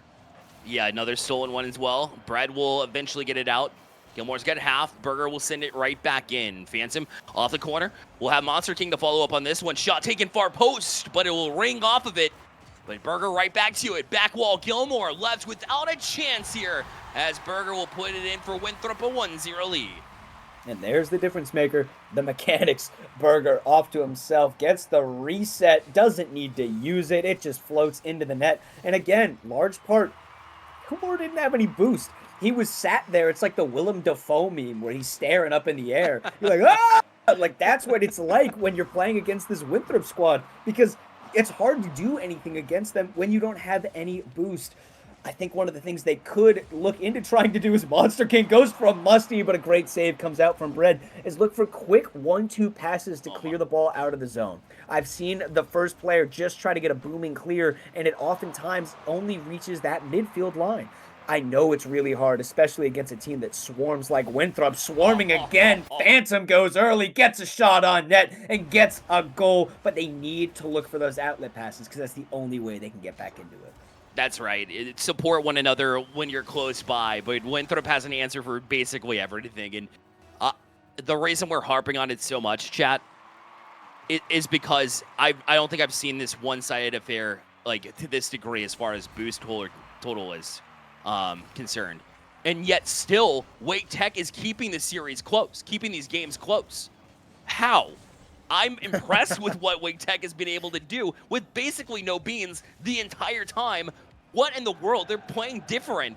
Imagine if they're able to win just 1 or 2 battles to boost what they could accomplish here. So it's almost like taking the training wheels off whenever they do eventually win some of these battles. I hope it actually does play them favors here towards the end of the series and that we see a close one. Oh, but an air dribble bump comes out, and Burger says, "Thank you very much, Monster King. You selfless man. Look at this play. Again, low boost. Trout has a little bit, but Burger just dives on it and pinches that one into the top right. Boost control is the name of the game, like we've been saying, and it has been dominant. It's impressive what this Wake Tech squad has been able to do on low boost, but they don't have many goals. I think they still only have the one, and it's because of how stagnant low boost makes you play. They've done well low boost on defense, but they can't break into offense. Trout does get this one chipped over, but it just goes wide off the post, and you gotta capitalize on that opportunity when you're given it, especially against a team that leaves you starved. Yeah, but can they get it this time? No, of course not, because Phantom's there. My goodness. And we got to see the combination. The Whopper, I call it. The Burger King. Not a sponsored stream, by the way. Anybody in chat, I promise, can't get in trouble for that. But there's another opportunity. Brett will finish this one. Wake Tech's going to keep it within 2 at least. And just under 2 minutes left, so Monster King just wasn't able to get there. Gilmore beats him. Surprising what you can do with boost. Absolutely beautiful. I think Gilmore got a little bit of an assist. He gets it over Monster King, gets Goomba stomped by Monster King directly into the last back defender from Winthrop, and that leads to the second goal. One goes off the inside of the post. Trout gets demoed out, and this could be dangerous. Counterattack's coming. Phantom popping this one off the backboard, looking for Monster King. Monster King's there, and he is a monster on the pitch. Shooting accuracy 1 in 5, not as great as we've seen, but he strikes when it matters and brings it back to a 3-goal differential. It's impressive because there's no way Phantom knew or at least visualized where Monster King was unless the communication's there. That extra touch was everything. Gilmore finally got a 100-pack, then was on the back wall where they should be, but because that extra touch from Phantom happened, caused them to have to jump out in pursuit of that ball and didn't get that touch directly into Monster King, which then set him up. Can't say enough about this Winthrop squad. What they've been forcing Wake Tech into has been basically a nightmare, and that's one of the ways that you play, man. I see it in hockey all the time. You know, the Hurricanes play the exact same way. Just completely smother the team. You have all the energy. Force them to play your game. Winthrop showing up in this way. Winthrop Academy has been great in this series. Just plain and simple. Burger gets a 50 onto Trout. This could be dangerous, but it's popped into the safety of the corner. Gilmore with a quick shot, but of course, Phantom's there for the save. Not enough boost to get a powerful shot. Gilmore with a crazy pre-jump. Monster King intercepts, leaves for Burger. Burger's going to have to read the waterfall, but he can't do it. Phantom's up, though. Gets a 50, trying to get a reset of the car, and does! But unfortunately, that one doesn't go in, or else that surely would have been a highlight reel play. This one popped back out. Bread not able to put this one on target, but he is able to stay on it. Gets a great 50 down, but no one there to follow. Gilmore cuts back over, trying to get something going. Even with the bump, what are you going to do against Monster King? He got bumped out of the way, but still he was able to make the save. 1-2, 1-2, but this one goes off the post. Oh, that would have been another highlight reel play for Winthrop. I know Nate was in the background. He's done with the B string, and he was producing tonight, which, by the way, thank you to him. And Wake Tech will get one on the board, maybe a little bit too late. But he was ready to clip that one, no doubt. Like, that was insane passing. The touch passing on that was unbelievable from Winthrop. Credit Wake Tech.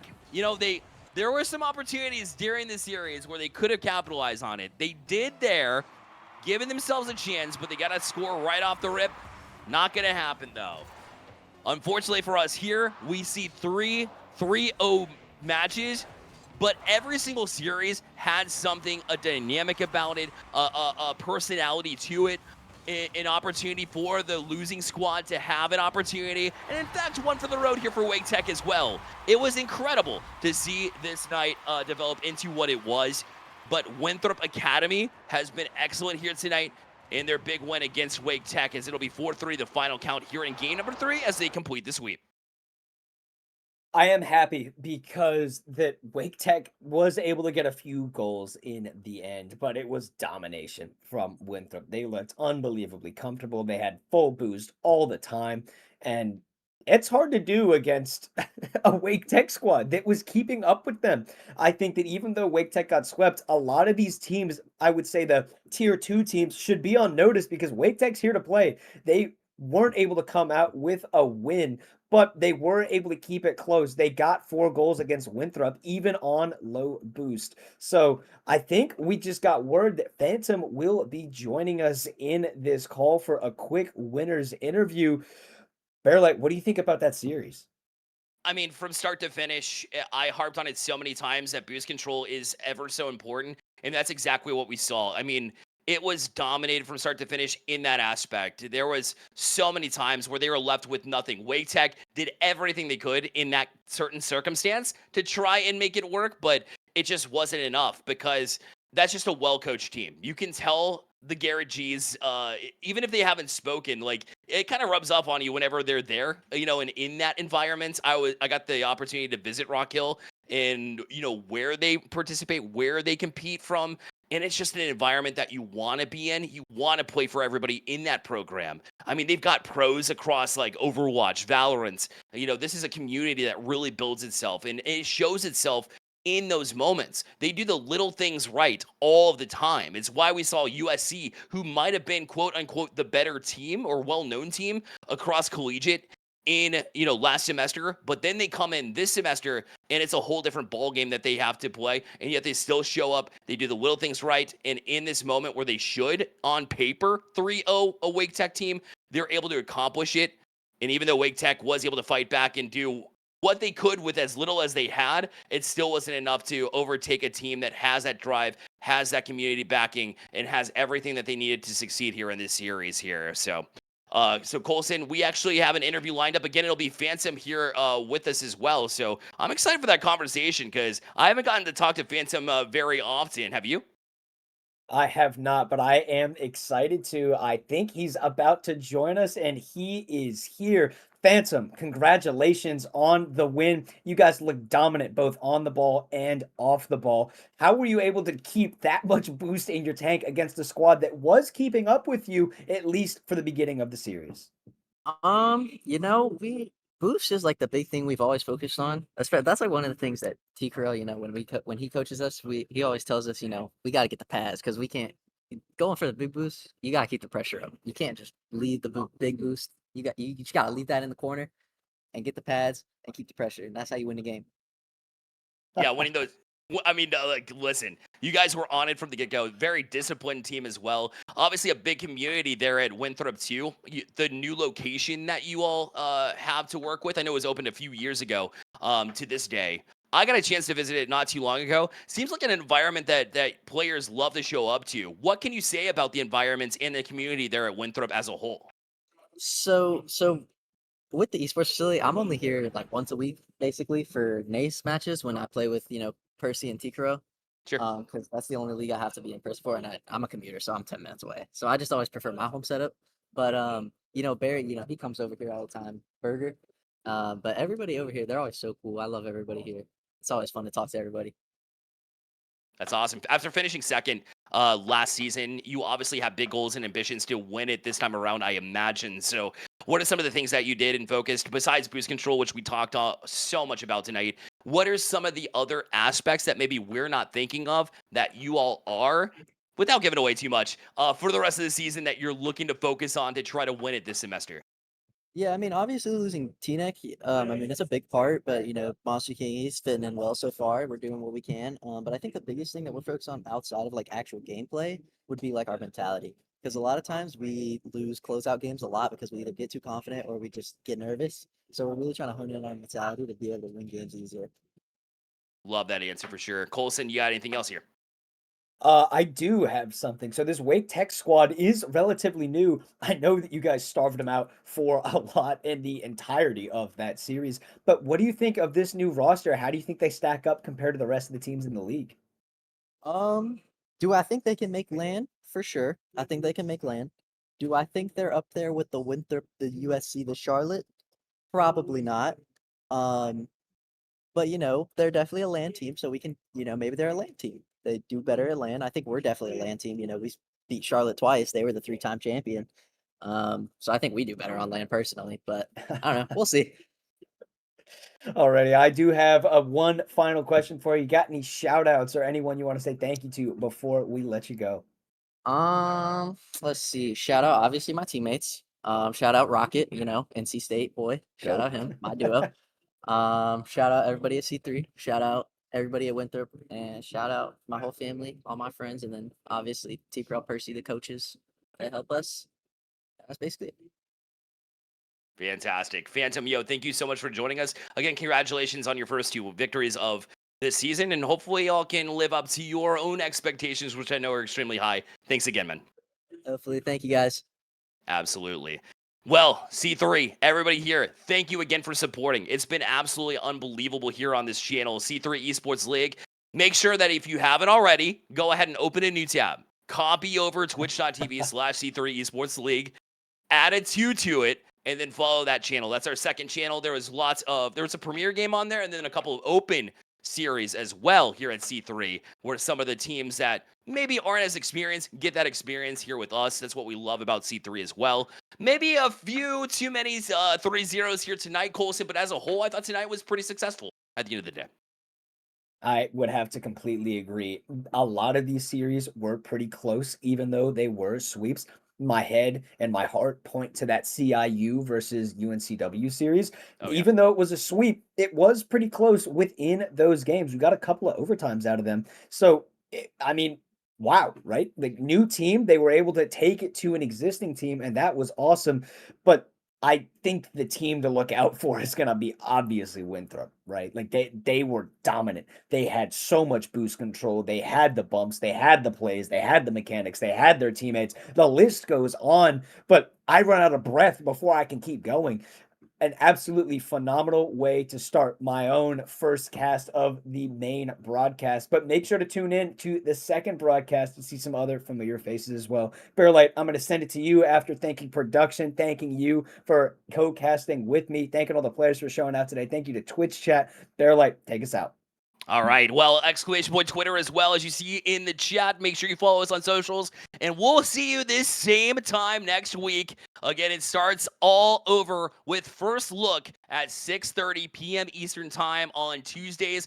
Don't miss week 3 of C3, and follow us on social so you can get your predictions in as well. For Colson, for all of us production C3, and for myself, Bearlight, we thank you for tuning in, and we'll see you next time. Good night.